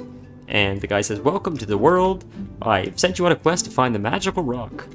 And it zooms out and she just points right by her feet. Right over there. You have found it. And it's just, that's how the games are when you first start. It's like, I need you to find the hidden thing right by our feet, just so you get comfortable with the idea of what looting is. Because, you know, you never played a game like this before. You don't even understand looting. You don't understand movement. You don't know jumping. You don't understand hotkeys. Like, I think that's lost on a lot of veteran players. And when I say veteran players, I don't mean people running Mythic Plus. I mean people that have played the game even casually, even on and off for years. They don't understand when they come back to the game. They just understand item level and looting and LFG, chatting, trade chat. There's so many moving parts to an MMORPG, specifically World of Warcraft, that if you have no experience with this, it's like, what am I looking at? It's like 20 years worth of updates and UIs, and it's insane. So I think they've done a very good job at breaking down the core elements of the game in a way that allows new users to understand. Because I could not imagine where you would begin that task. I could not imagine what that process must have looked like, how complicated it must have been for them to be in a room and say, okay, someone's hearing about World of Warcraft for the first time. They don't know what an MMORPG is, but they want to play. How do we teach them in a way that doesn't feel like we're bludgeoning them over the head with too much information, but we still allow them to have the MMO experience while learning all the systems, while not being overwhelmed, while still having fun, while still feeling like they learned something and progressing and still wanting to do more. Like, there's so much to unpack there, and they did it with this new leveling island thing. Like, you can level still in the starting zones, and they're pretty good, but this new starting island thing where you get to do LFG, you get to experience talents, you get to experience like looting and killing an elite and grouping up. It was brilliantly done. They sort of captured the whole experience of WoW in like a starting zone, and yeah, I think it's the best intro to an MMORPG I've ever experienced. When I first played WoW in like 2004 or whatever, my god. First off, my computer was absolute shit. So shitty that, like, I'm not exaggerating. I want to say I got like 20 frame rates per second. Maybe less. And you're like, well, how can you play the game like that? I didn't know any different. I was a kid. I was excited to be able to play a game that connected to the internet, to see other players. Every time I moved, it was like literally like chop, chop, chop, chop, chop, chop, chop. Everything was choppy. I did not do any quests. I killed a few mobs. I leveled to level 4. I thought I was the toughest shit in the world. Yeah. I couldn't even understand. Like, I was getting trapped in like corners of Teldrassil because the graphics were so low and my internet was so shitty that I couldn't tell like the zone, everything, the walls and the ground, like everything meshed together. I didn't understand the concept of the environment because it was all just so dark and laggy. And I had no point of reference for an MMORPG. But I still fell in love with the game eventually and played it. So, but just I remember the experience of like being level 4 and playing a druid, and the idea of like an elf that you can customize, and the other people that I'm playing with are also players. Like that was insane. It was like I thought I was living. I mean, I was living in the future in a sense, right? Like, besides EverQuest, there wasn't really anything. There wasn't a lot like that at the time. And I was very, very, very, very young. So the whole idea of like, wow, like I always played games by myself or at my friend's house. I was never connected to the internet. Like the internet is so new for me still, so it was wild. Xbox Live was... Yeah, I remember the first time I got on that. When did Xbox Live come out? When was Xbox Live? 2002, so I was 12. It came out in 2002. I was 12 years old. And I got an Xbox. It's all I wanted. I was obsessed with video games. I had no friends. All I had was video games. So my parents like, we got to do something for this kid because he has absolutely nothing. So they got me an Xbox, and I had Xbox Live when I was 12 years old. And I remember joining lobby for the first time. I think for just Xbox Live, not even for Halo. And it said, "Are you a kid? Do you want to join the clean chat for children? Do you want to join like the normal chat, or do you want to join like the hardcore chat where anything goes?" And I'm like, screw it, let's join the hardcore chat. And the second you joined, just N-bombs and every slur imaginable. And I had no idea what any of it meant. And it was people screaming over each other. And it was the Wild West, except they didn't even know it was the Wild West. It was a whole bunch of people that probably were using this tech for the very first time, and it was bedlam. It was madness. It was like, because we didn't know, I mean, there was no repercussions for actions at the time. It was fascinating about technology is the old fogies that work in the government are like 30 years behind all the time. By the time they catch up to regulate this shit, it's already been running rampant for like 20 years or like 30 years. Like they have no concept of how fast this technology moves. And by the time they started regulating like safety for like Xbox Live, like Jesus Christ, there's been like 2 generations or well, at least 1 generation that grew up on it. And that's just because the legislation moves so slow. So, and not just that, they don't really understand the tech. So I grew up on like Xbox Live, and like a lot of people grew up on like Xbox Live and like League of Legends or whatever games were out at the time, whatever it was. Xbox Live blew the lid to the operation for like online play, and then it changed the way people operate because everybody was anonymous and you could say whatever you wanted, you could hear voices. Jeez, man, it created that like breed of craziness online that exists now that I didn't ever see when I would play with my friends, and we would play in pretty large groups of people. Whole classes would come to play Halo at a friend's house, everybody would hook up, LAN parties, all that jazz. And no one was ever like toxic. And I feel like these people that were not toxic in person are probably today the same people that were cool in a room together are probably shitty to other people online because of that anonymity. So that's all, I guess. You can't really regulate that, but I mean, I don't think Xbox Live knew what the Pandora's box they were opening when they were like, let's give a bunch of 12-year-olds free access to speaking to each other on a game where you're mostly killing each other like Halo. It was just absolute chaos. I wouldn't change it for the world. I loved it. I think I certainly conditioned us to be a little bit harder, a little bit thicker skin in a sense. I don't know if it's a good thing. But just sort of threw into the wolves. So, I mean, take that as you may. I don't know if it's good or bad, it just is what it is. The Mosswolves look like they have a bit more pep. Hopefully they'll start producing again soon. The storm comes back, that is. If the storm comes back, that is. He believes he knows why the storm is missing. He claims 2 legendary Ram brothers re-energize the storm once a year. Just not this year for some reason. That sounds like such a Greek mythology. Like 2 rams are brothers and they hate each other, so when they fight, they bang their heads against each other, and that creates a vibration, and that is thunder. And that's how, like, the Greeks would tell, like, stories. Like, these two rams live in the sky, and they're brothers, but when they fight, they bang their horns, and that's what thunder is. Greek mythology is fascinating. I mean, and that is how they tell a lot of their stories. Like this, I believe honey exists because a fairy. I'll read this question really quick and I'll explain honey. From my understanding, the flock sometimes figure out what's going on with the missing storm. No storm means no moss, which means grumpy Stormbrooks. According to the locals, Storm is born of two legendary rams. Yeah, I read that. Oh, one of them is missing. I see. That's why they're not okay. Lost Sword of the Storm. His brother. Thunderhead Peak. So they crashed their horns. That's so funny. I didn't know that was a story. There you go. Something's wrong has not come, and the skies have cleared. Fair. So I believe the story of honey was that Zeus was having a party, and everybody was bringing him gifts, and I think there's a fairy, or someone that wanted to give the gift, and they didn't know what gift to give him. So I thought they spent all year creating honey, or they worked really hard to create honey by collecting all the pollen or something to make like honey for the first time. Honey never existed. And I believe the Zeus said, this is so great that you're going to produce this all the time, and I'm going to give you an army of people to produce this nectar for me because I love this sweetness so much. So he gave her wings and a stinger, I believe.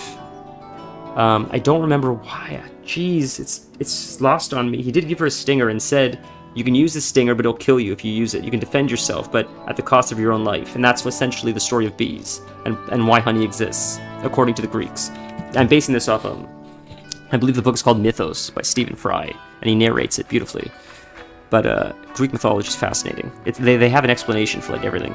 And it's usually some kind of beautiful story like that, instead of just like bees exist because evolution. Not that that's not right. Evolution is probably right, but the poetry of the way the Greeks would justify the existence of things certainly colored the world in a brighter shade than our logical look of the world. Yeah, fish came out of water, fucked another out of water fish. Eventually, they started like having weird mutations. Some of them died. The ones that survived started mutating even more, and now we have like lizards and crocodiles and dogs, and now we have people. Like it's just not as colorful. It's not as exciting, even though if it is right, there's certainly some value to like stretching the truth a little bit, because it allows for art, it allows for expression, it allows for the gradients of life that make life special, like this creativity, this video game that we're playing. This video game is essentially a child of millions of, or I guess at least thousands of years of creativity distilled down, right? That's what everything is. Everything is standing on the shoulders of giants. I know this is really philosophical, getting boring. I know. It's a boring conversation. This is what happens. May your choices return you here. All right, let's quest. But I love creation. I love art. I love stuff like this. So A new experience. I always find it so fascinating how, with such little point of reference, with such little knowledge, the Greeks were able to tell such fascinating, detailed, creative stories. Because now, like, so many stories are just retold stories of stories that already exist. And they didn't have that. They had to come up with nothing, or something from nothing, and they came up with so many original stories. It's fascinating. And now every horror movie that comes out is like a retale of like another horror movie that came out like a year ago. So I don't know. It's not like we're not running out of ideas. We're just not trying as hard, I guess. Hollywood certainly isn't trying. I mean, the last Star Wars show stunk, and maybe some people liked it, but I think people I think they want to like stuff. I don't think people like hating stuff. Some people like hating stuff. But I think for the most part, people would prefer to be able to come home and watch a Star Wars show they enjoy, not come home and say, I don't like this, and I'm going to go on Twitter and say I don't like this. I think if they had the choice, they would prefer to just relax. Now, maybe it's not the same person. I don't like the Star Wars show. I didn't go on Twitter and say I didn't like it. I just didn't watch it. I just stopped watching it. But maybe some people are more vocal than I am. Our lives are our own. It just seems like they didn't really try with that show. And if they did try, it wasn't good enough. Not to be disrespectful, but if I was fortunate enough to make any of the money that the people on those shows made to write that show, to create that show, I feel like I probably could have done a better job. And I sincerely mean that, because as a writer, I'm a writer, and I work very hard. But even if someone's not a writer, I felt there was like very little effort made, especially for the amount of money that the writers or the creatives on that show were paid. Even if it was a lot less than some other creatives get paid, it was probably still better than most people make. And if you're fortunate enough to have a position like that, I would have just hoped you would have thought about the storyline a little bit more, I guess. I don't know. Star Wars, I guess, comes with a lot of baggage, and if you're willing to take on that IP, where you want to tell a new story in a Star Wars universe, you have to recognize the baggage that it comes with, and people are going to hold you to a higher standard compared to telling an original story. I don't know. If you tell an original story, it's easier to get away with more, because people don't compare it to anything. So I think that's why hate towards the show is warranted, not towards the people.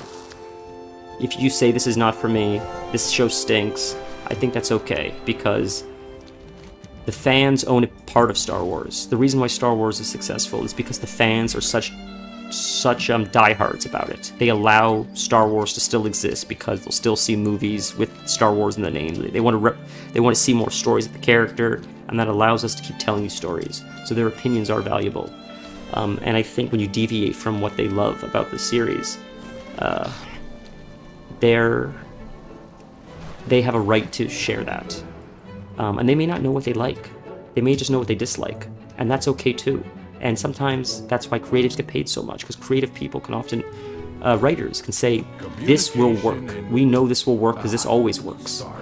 And that's why they get paid, because they know what the audience will like. Even if the audience doesn't know what they'll like, they just may not know what they don't like. Sometimes the audience has to be told what they like because they didn't know it was an option. That's what I mean. Not because they're too dumb to know. They didn't even know that was a possibility until someone creative comes up with a new angle. And they say, wow, we didn't know a Western in space existed, but I love that concept. And that's sort of what The Mandalorian was. It was a Western in space, and it was like, Goodbye. it was brilliant. It was so brilliantly done. May your choices return you here. I still think The Mandalorian was one of the best shows on any streaming platform. Like, period. As far as like original streaming content goes, it was so brilliantly done. It was incredibly creative. It had a tone of its own. It still felt true to Star Wars, but in a sense, it still felt incredibly unique. There's nothing like it. Andor was okay, like all the other shows were okay, but just The Mandalorian was lightning in a bottle. They captured magic, and I don't know if they'll ever be able to recreate that. And even if they don't, it's okay. It allows The Mandalorian then to be that special moment in time that we all shared, and that's okay too. That almost makes it more valuable.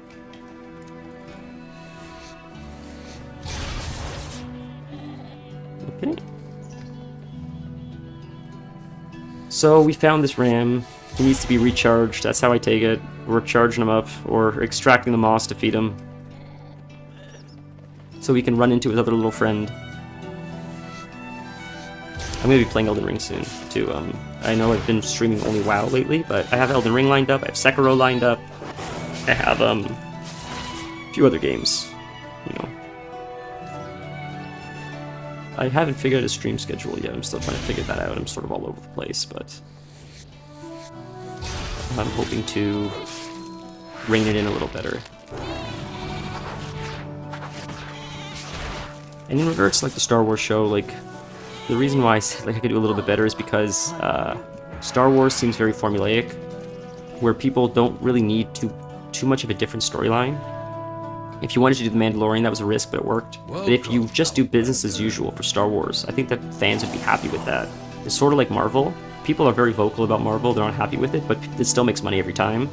And if you do business as usual, bad guy, good guy saves the day, you know, bad guy almost wins, but then the good guy saves the day at the end, it still works. The formula still works. People still pay to see those tickets. Like, they're happy with just a modern hero's journey.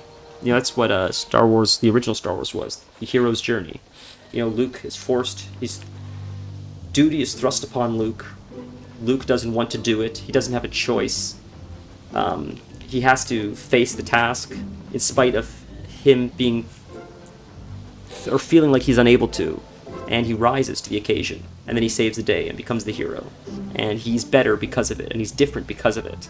And that essentially is the hero's journey, right? It's like trials and tribulations, and you make it through, and you learn a lesson in the end. And it works. It always works. I believe it was Joseph Campbell, who was a writer, who created the hero's journey. And the hero's journey is like... Sorry, I hit the microphone. Sorry if you heard that. The hero's journey is one of like the most well-recognized like archetypes for like a story development, like Act 1, Act 2, Act 3. He looks happy and healthy again. I sense that he's ready to go. I just wish we had more time. I have so many questions, but the greatest of these questions will be answered when we reach the peak. Winds and wings carry you. Yeah, I have a little bit of verbal diarrhea today, I'm sorry. It's anxiety. When you gain or lose Tiger's Fury, your next single target melee ability causes a Bloodseeker Vine to grow on the target. Growth of the same type. So, what's this one? During Barkskin.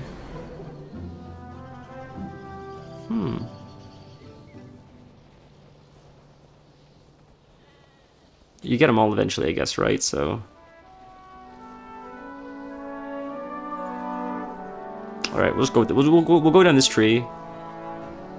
When you gain or lose Tiger's Fury, your next single target melee ability. Okay. Alright, it's fine. We'll go with that for now.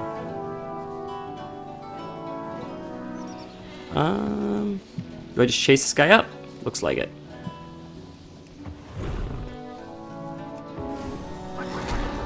So the Book of Boba Fett was not bad. Andor I felt was a little bit boring. But Obi-Wan, I liked. I thought Obi-Wan was brilliant. And why? Because it literally just felt like a Star Wars movie. It didn't even have a whole lot of storyline. I just was happy to see Ewan McGregor. I just wanted to see, it just felt like deleted scenes out of a Star Wars movie, and that's all I want. I don't know if I'm the majority of the audience, I don't know if I'm in the minority, but I certainly was happy to see it. I just want to hear names like Tatooine and Hoth and Obi-Wan and Jedi. I just like, it's pretty simple. I'm easy to please. And I guess a big gripe I have with a lot of television now is it seems everything has to have a message. Things just can't be fun for the sake of fun. I don't always want to have to like feel like something is a message or important or a metaphor or like, you know, like the representation and this, that. Like sometimes I just want a story about like aliens. And I feel that that's everybody. The one thing that represents every single human being on the planet is that sometimes we just want to shut our brains off and just enjoy a fun story. We just want to look at something colorful and fun and visual and just enjoy a fun story. And I feel there's not a lot of those, especially when they should be. Like, I think Star Wars should be more of that. Marvel should be more of that. It should be less preachy. They're very preachy, and these are not stories that I feel should be preachy, because they didn't start as preachy stories, so the audiences don't expect that from them, and that's why when they are reviewed negatively. And I think you should start a new IP if you want that, personally.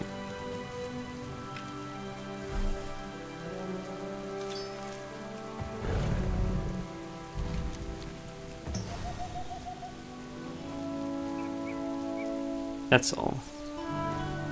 Also, a lot of the tone, like She-Hulk was a perfect example. It was a little bit preachy, and the tone of it was a little bit condescending, which I don't think made people feel good about. Yeah. I think it alienated a lot of people because of the condescending tone. The few people that were already in agreement with the show felt validated, but that was a very small minority. And the majority just felt frustrated and annoyed that they were spoken to in a condescending manner. So the show flopped, and I think it was because the show didn't respect It respected the core audience, which was a very small minority of people, but it didn't respect the general audience, which are people that would potentially be curious about the show. Having a hard stance of like, this is our morals, if you're against this, you're an idiot and you're wrong, alienates a lot of people, instead of educating them as to why it's wrong. It was a hard stance of like, this is our fence, if you're on the other side, you're a dummy. And that, I guess, put a bad taste in a lot of people's mouths. That's why having a political opinion, I think, is dangerous, because you can alienate a lot of people. You know, Taylor Swift is getting in a little bit of hot water with some fans because she won't endorse either of the candidates, but both sides listen to music. So why? What would be the benefit to endorsing a candidate? You're going to alienate half your audience, right? Like, it doesn't make sense. There's very little benefit to endorsing or saying anything political, unless you're in the business of politics. People are too emotionally charged that unless you're hoping to like make that your whole thing, often it seems to have more of a negative impact than anything else, from what I've seen. And it seems like the same thing with shows. That's why I thought House of Cards, which is a show, ironically, about politics, I thought it handled it very well. It had a very neutral approach to both sides, showing that like the whole system was broken, not that like the Democrats, the Republicans are the good guys or the bad guys, just like this whole system is just corroded to the core. Everybody inside is corrupt, everybody's living in la la land, they're all psychos, and these are the people that are running the world. And I thought that was fascinating. I thought it was a fascinating take. It was fresh, it looked interesting, and up to the last season of House of Cards, I think the show was a huge hit before the whole Kevin Spacey stuff happened. It seemed like both sides of the political spectrum all agreed that House of Cards was a great show. And I think it's because it took a fairly neutral approach, and it respected the audience. It knew the audience was intelligent, and it wrote the show intelligently. It didn't like hand deliver you things. You had to figure some stuff out yourself. But people did, and they responded well to it, because it respected the audience, and I think that's important. And that's just what She-Hulk, I think, missed. I don't think it respected the audience as much. Returning to task. I think WoW is doing that now. I think it's giving us a little bit more leeway and respecting the audience a little bit more. Also respecting our time with a lot of the solo stuff and the opportunity to get geared by doing other things other than raiding and doing dungeons. That's why I think it's a lot of positive feedback. Hey there. If you give people a few options to get to the same end goal, I think that's generally well received. Because ultimately, everybody has the same goal of reaching the end, getting the best gear, reaching max level, reaching whatever. But some people don't like PvP. Some people don't like raiding. Some people don't like delves. Some people don't like whatever else. But they all want the same goal. So if you can create several paths to get to the same place, I can't see anybody finding a problem with that. It seems like that's what they've done so far, from what I see from this X-Pack, and it's brilliant. Have a good one.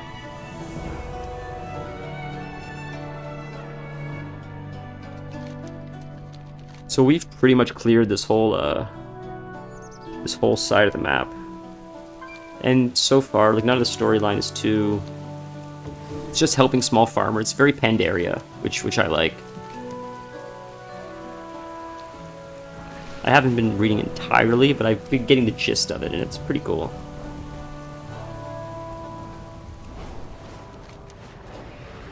Wait a minute. Let's slow down. I'm so quick to do that. Let's do it the boring way. Let's explore the zones. Jeez Louise. Okay, so I do have to get to that island, though. So I will have to fly there. That's a dungeon. Let's go this way. We'll go up. Yes, I said I would do this, and I know it's boring, but my biggest gripe with the flying is like you miss all this architecture. It's my favorite part of the game. Crossing the bridges, seeing the animals as you go by, the rain. It just feels like this is what WoW is. What we're looking at right now is World of Warcraft. Anything that deviates from this experience that we're seeing right now, first off, it's a crossroad. Do I go this way? Do I go this way? Well, I can see it sort of leads up there. I can see it sort of leads down there. This is the world. Do we understand? This is the world. This is the sky and the quests of Warcraft. That's what this is. When we're doing this, we're playing the quests and sky of Warcraft. The world is dead. There is no world here. I don't know what this is and why we like doing this so much, because we're so dopamine fixed. So we got to get to point A to point B fast enough, because God forbid we're bored for a minute. I know I'm like ranting, but like Jesus Christ. The core of the game I feel like is dying because of the flying. So I'm trying to like bring it back by being like, take it slow. Explore the zones, let it feel larger than life. Let the trees tower over you, let the rain hit you. Like, take your time to get there. Experience distance. Remember distance? Distance used to exist in this game before you could fly from point A to point B in half a second. So I think it's like sort of self-inflicted. It's like not self-inflicted. We didn't come out with flying. They gave us flying. But now that we have it, we can't imagine the game without it. But the game without it is the game we used to love. And I think that's where we're struggling, I think, a little bit now. But I don't know. This is so Elden Ring-y. This so much reminds me of Elden Ring. This is crazy. You just go down there, it takes you underground to some kind of, like, strange underground city or new zone. Okay, so we have to get to that island, so we'll go... We are going to have to fly. We are going to have to fly. Let's just try to get as close to as possible.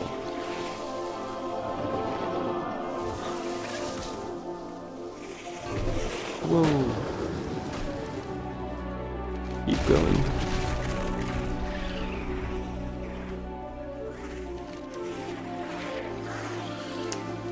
Yeah, it's the zone is, I mean, I haven't seen the other zones yet. I did see, though, by accident yesterday, I didn't actually go in there. I went down the middle into this Ringing Deeps thing in the middle of the city. I was here, and I went in there, and I didn't know what the hell it was. And I saw, like, oh, it changed to Ringing Deeps. I'm like, nope, backing the fuck out of there. I don't know what that is. I'm not there yet. I'll get there when it's quest time to get there.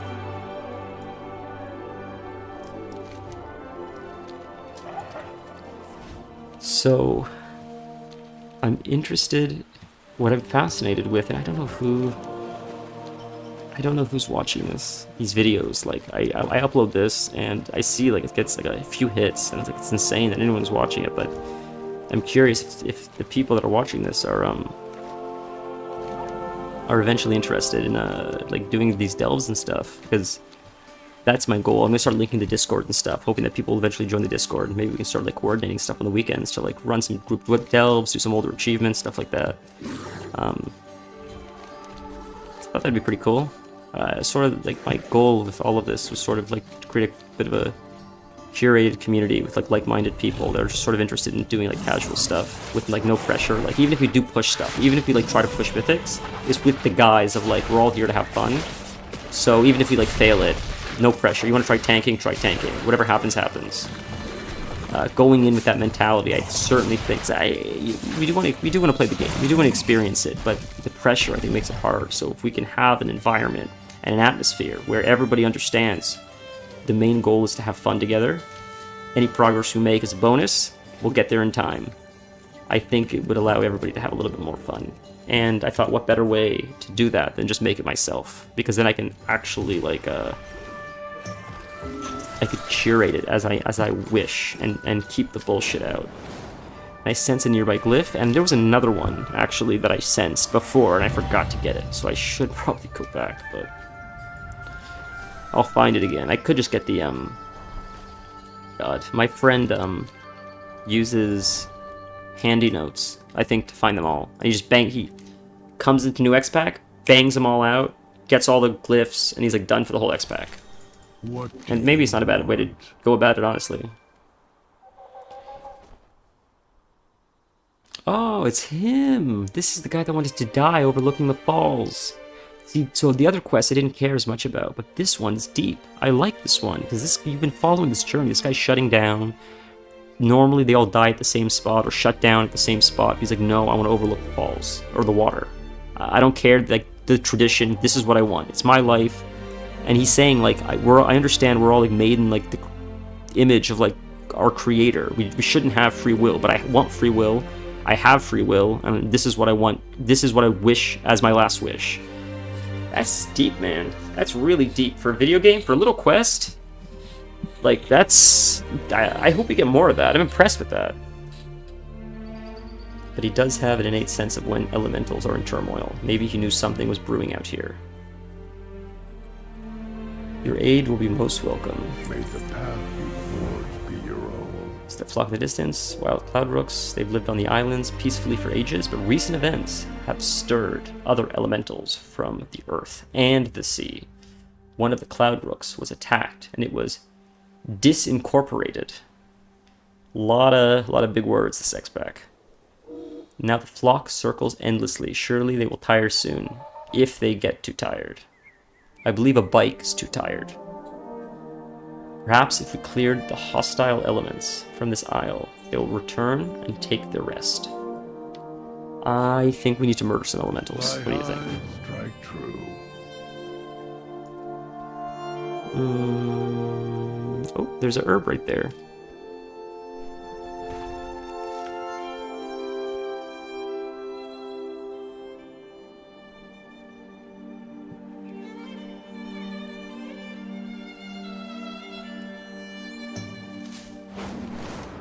Sorry, just have to check something on the other screen. Or like tab out or whatever. Wait a minute, is this a kill?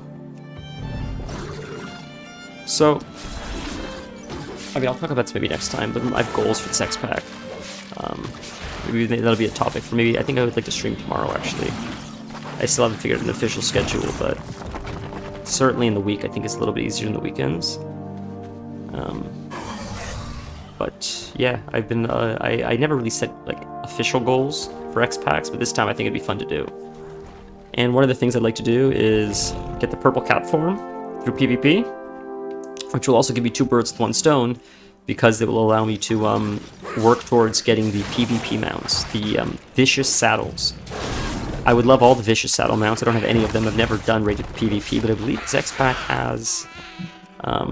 I believe you could solo queue for rated PvP, or I thought they said that's coming. I hope it is. If it's not, I'll find a YOLO group, I guess, but I've never done rated PvP, but I wanted rated PvP. Can you tame a butterfly?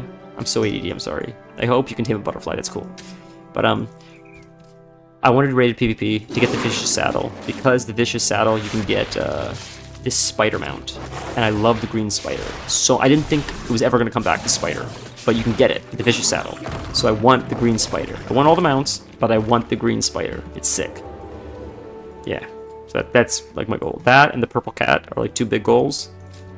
I also have other goals, rating, stuff like that, but luckily those 2 are aligned. As my understanding is, the Vicious Saddle is by getting 50 wins in a rated battleground, and the purple cat variation of this skin, I believe, is 10 wins with this skin in a rated battleground.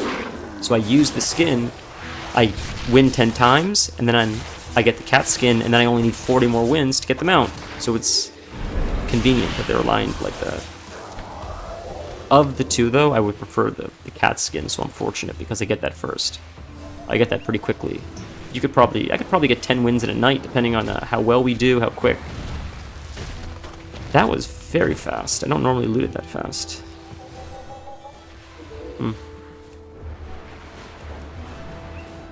Okay, friends.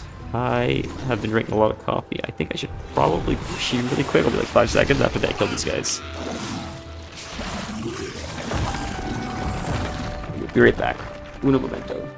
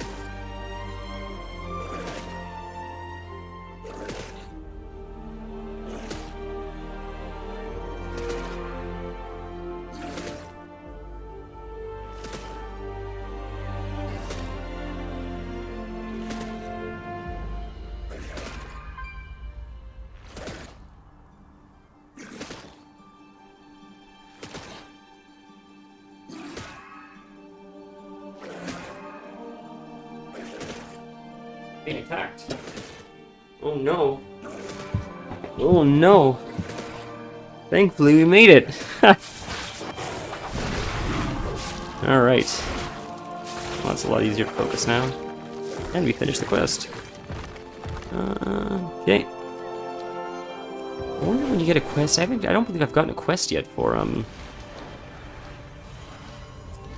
the dungeons. Did I get a dungeon quest? I gotta delete all these quests. Jesus Christ, got all the quests here.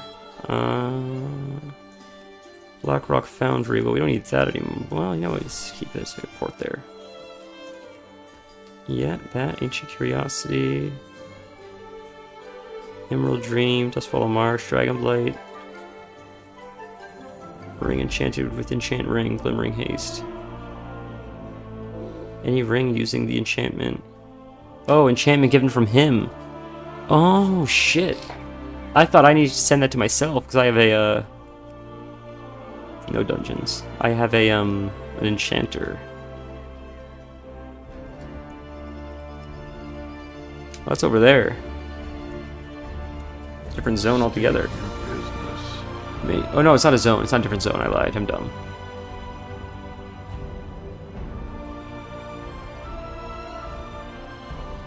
Honor tidings. Cloud rooks cannot possibly circle forever, but I cannot bear more of them being lost. But maybe they'd roost if we tempted them with their favorite food.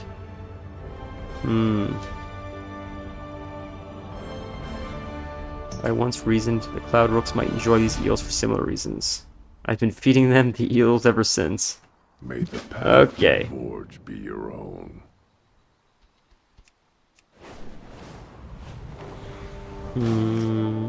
Oh, I see. Click these. Oops, you snagged an angry crab. Crabs probably eat eels.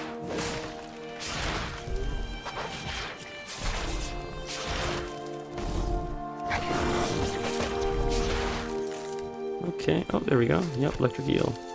I think that's the add-on. Dead but still twitching from its inherent electrical charge, these eels are a favorite food of cloud rooks and storm rooks. Oh, it's a player. Oh, he's a druid. You got one. What is that? That's a festering rot pool. Very cool. You got one. The line broke. Yeah.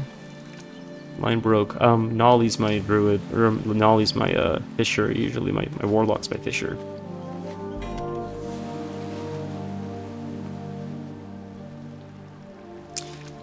During Shadowlands, when Zereth Mortis, however you pronounce it, came out, and there was that secret mount where you farmed, you would fish to get like that rare fish to come up or whatever, to summon it.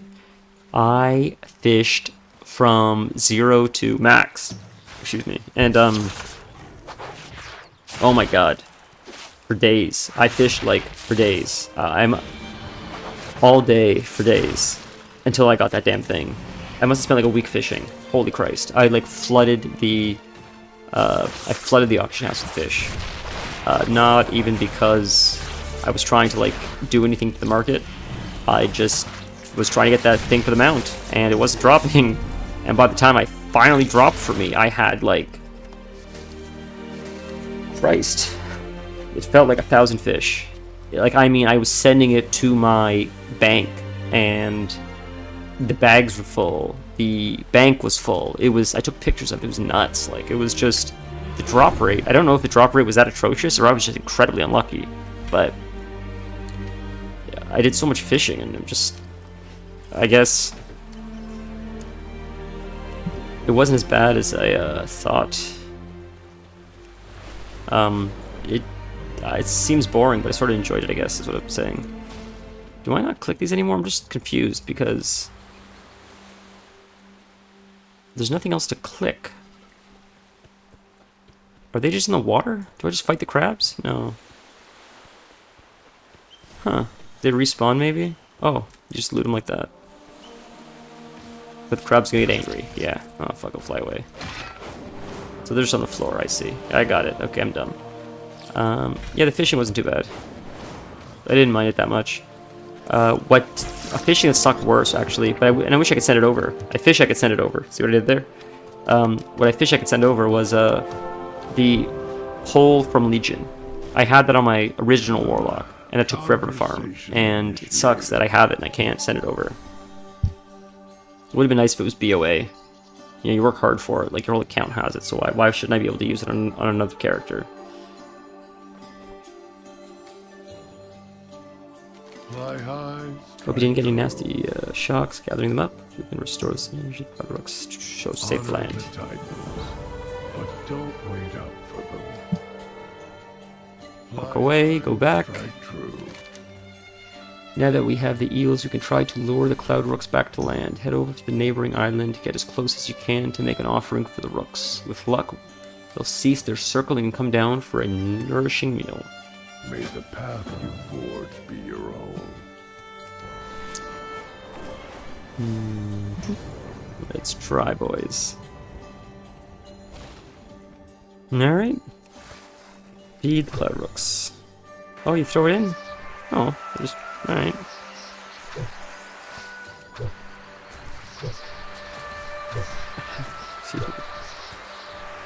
Whoops.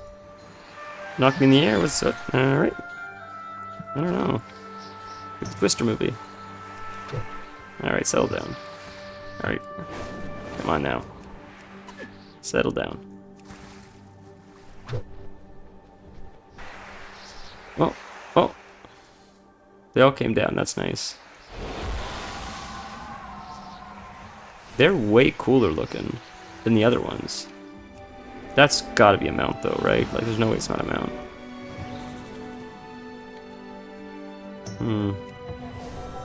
What do you want? Now I understand this is how the rooks bring their own over from the elemental plane. They weren't mourning so much as calling out their departed kin. Honor That's very the nice. Titans, but don't wait up for them.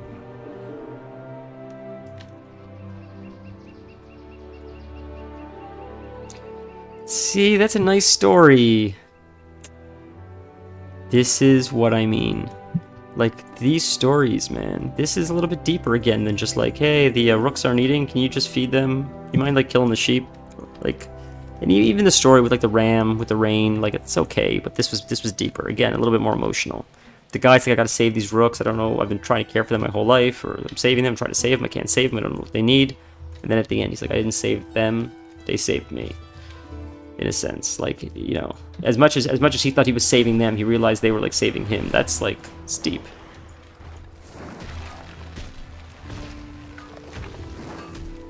This is so strange. First off, I'm glad I got lucky, but it took me to today to realize that eventually it does stop throwing out dynamite. Normally I just wait it out. I figured that out today, but last time, yesterday when I was trying it, I kept dying. I just gave up. I didn't actually die. I kept taking damage. I'm like, I'm not gonna die. Screw this.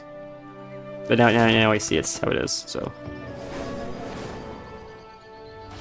Okay, where to next? We did that whole part. Do right here.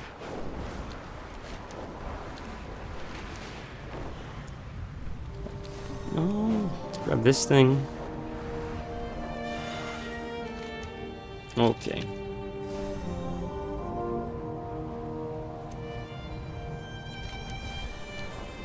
Lots of mining? Where is it? Past it. Is it right there? Did I miss it? It's right there. Jeez Louise. Okay.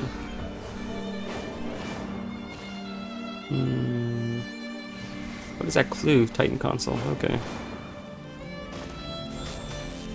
Titan's console is worn by the elements. The arm of the Watcher still clutches to its dial, although it reacts to your touch. It's no longer functional. On a closer inspection, you discover the console is dedicated to the protocol of the deactivation, but it's unclear what that means. I understand. Oh, didn't see you standing there. Medic. Alright. Scratch, but it looks like the three of us are... All right, see you later.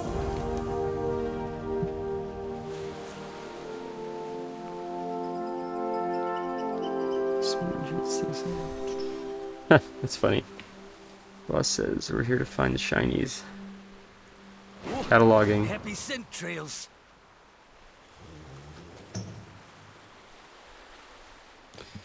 Make her unhappy, but also ensure I have some extras to take on my store back. My wife, her is Imona.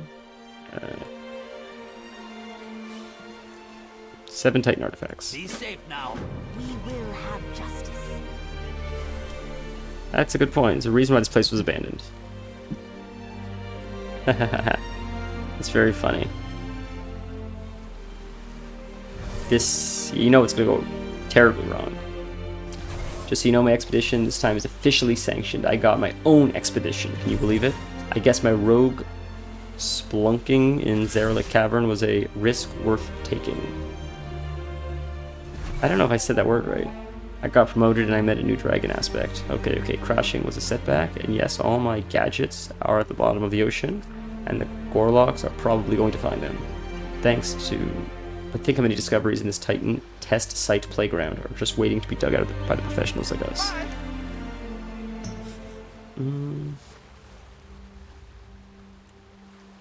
The artifacts emit heat. Maybe that means some artifacts are still functioning. Imagine the Titans created technology to shape worlds, and now a fish uses it to warm their fins.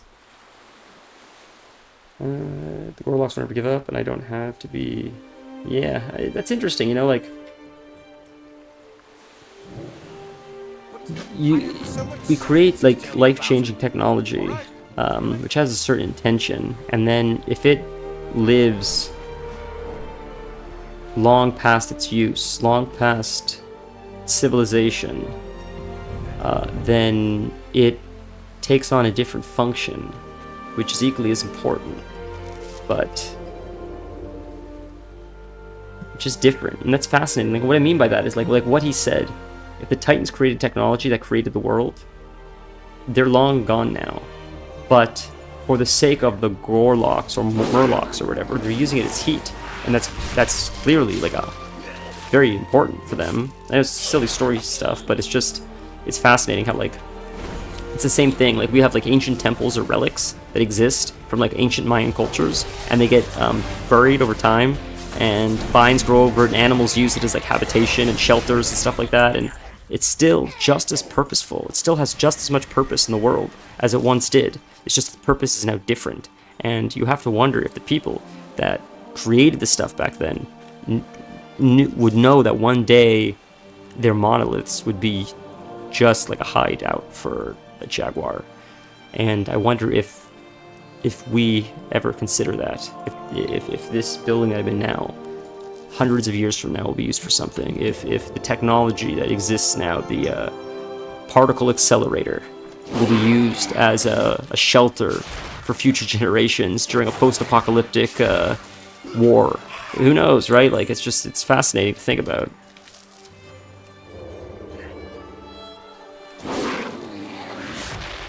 If anybody stumbles on this stream, this is going to be a problem, because look, this is insanity. It's just mad ramblings, and you're not wrong. Okay, but I think we should finish this quest, and then I'll probably call it for the night, just because it's getting a little bit late. I have a very busy morning tomorrow. I hope to stream after the day is done, and I'll even be able to tell you guys about what happened. But I should call it, have dinner soon, start winding down, because it's pretty early and stressful morning. But we'll finish this quest quickly, and then I think we'll call it. My god, we had a chatter today, we had a few people show up, there was like 3 people in YouTube. That's nuts. That's like, to me, it's like the most exciting thing when someone's watching. Just because like I watch other streamers, so to be a part of that like universe where you get to, you're not just watching, but to also be a creator as well as a watcher, which anybody can do, by the way. Like, I think it's open to everybody. I think it'd be more fun the more people that did it. Then you could collab, you could have different experiences, it'd be fun. But just to have the opportunity to not only be on the side of the watcher, but to also be on the side of the creator is really exciting. So that's enough motivation for me to keep doing it. The fact that I got a chatter and a watcher is like, to be fully transparent, it made my night. It certainly made my night, because I didn't know if that would ever happen. I had no expectations. I didn't know if I would do this for a year and never have a chatter, so the fact that I had a chatter to begin with is, it's really the only reason I'm doing this. Just to have that experience. It's sort of fun, and that was cool, so thank you for that. Okay, and I will kill one more Gorlock, and we'll call it. And then maybe tomorrow we can do some dungeons, we'll do more delves, we'll do a lot more leveling.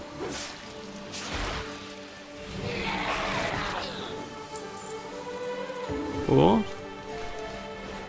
Those are the quests, so we'll hand them in, see where they lead, and then we'll probably call it.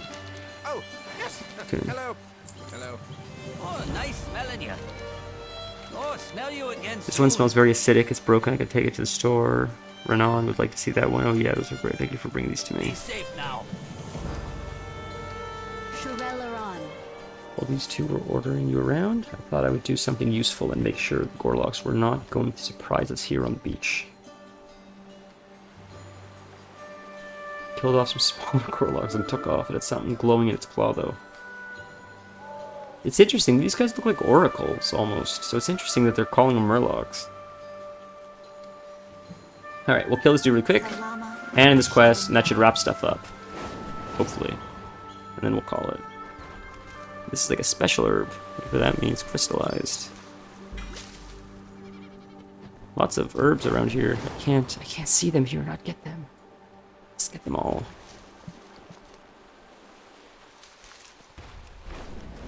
Alright, last one. What was that noise? Jeez, man. And is he here?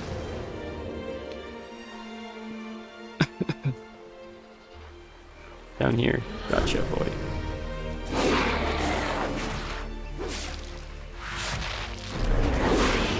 See, I was able to do it fast enough. I was able to stealth and re-jump him before it reset. That's so funny, dude. Oh, I didn't know if I could do that. That's so funny. I panicked because I stealth. Thought I'd reset him, but I was quick enough. Cool. Alright, I think we should end it there. I think it's that was a fair stream. It's like 2 hours. The reckoning is at hand. Oh, I was planning on doing it earlier, but things unfortunately came up. You found a buzz orb, or that's what the Nifid call it. I just kind of went with it. Still in good condition, still buzzing, and warm to the touch. I haven't seen one since we were in Zarelek Cavern. Well, thank Christ we're not there anymore. See if we can get it to work. I'll stand back here, and just in case is not friendly. Nothing to worry about, I'm sure. All right. See you later. Find a groove on the orb that has 3 buttons. The condition of the middle, right button suggests that they have been used more than the left button. The buttons hum and light up when your hand's near them. The condition of the middle and right button suggests that they have been used more than the left button. So let's use the left button. It's moving. Press the button and the orb starts to hum louder. The runes on its surface grow brighter. Press the middle button and the right button. I wonder if it's always the same thing. Oh, no, okay. So let's press the right middle button. Then we'll press the left button and right button. Okay, do it again. So we'll press the right button. And then we'll do the middle and left button. Nope. Okay, so we'll do the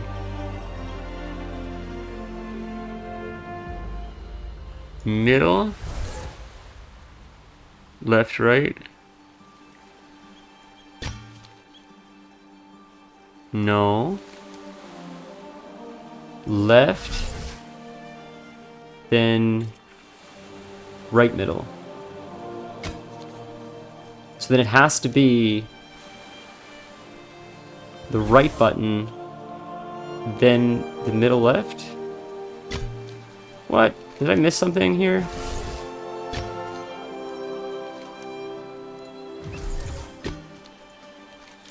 I'm gonna go through all the options again. There we go. Alright. There we go. Jeez, I'm dumb.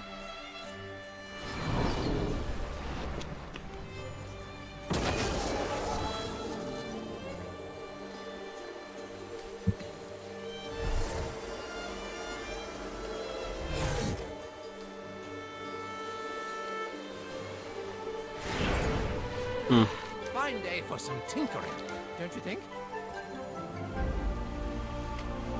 We should get going. I don't want to be here if friends come back with it. It's not a reunion party I want to be a part of.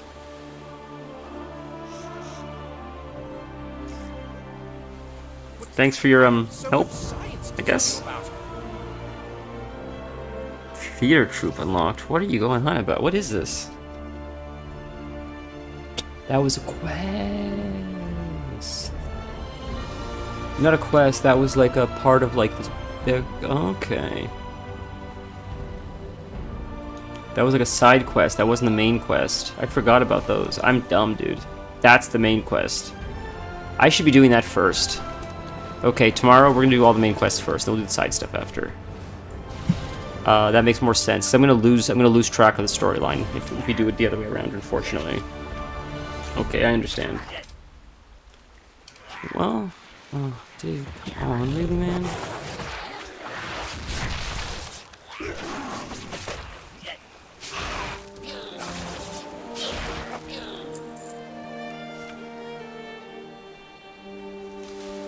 Okay. We'll go to.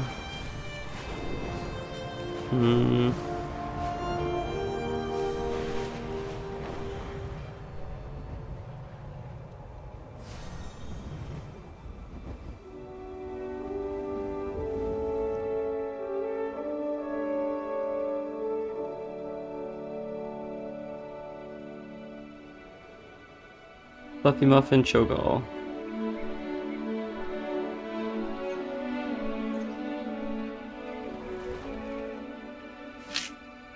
Press tab. Oh, I'm pressing tab. I'm clicking it. He keeps declining it! Jesus Christ, brother! Okay, I wasn't reading guild chat, I see now. Okay. Alright, well, that was fun. Let's call it here. We'll go back to the main city, I think, and call it for now, and then we'll definitely stream again tomorrow, 100%. Wow, well, thank you everybody for the fun. That was a blast. That was a lot of fun, really. Thank you for the chatter.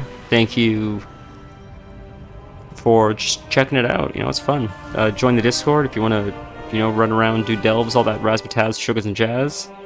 And, you know how it is. You guys are smart enough. You know how it works. Ooh, scythe. Sweet. Okay. Have a wonderful night, guys. I will see you all tomorrow. And if not, have a wonderful rest of your week ahead.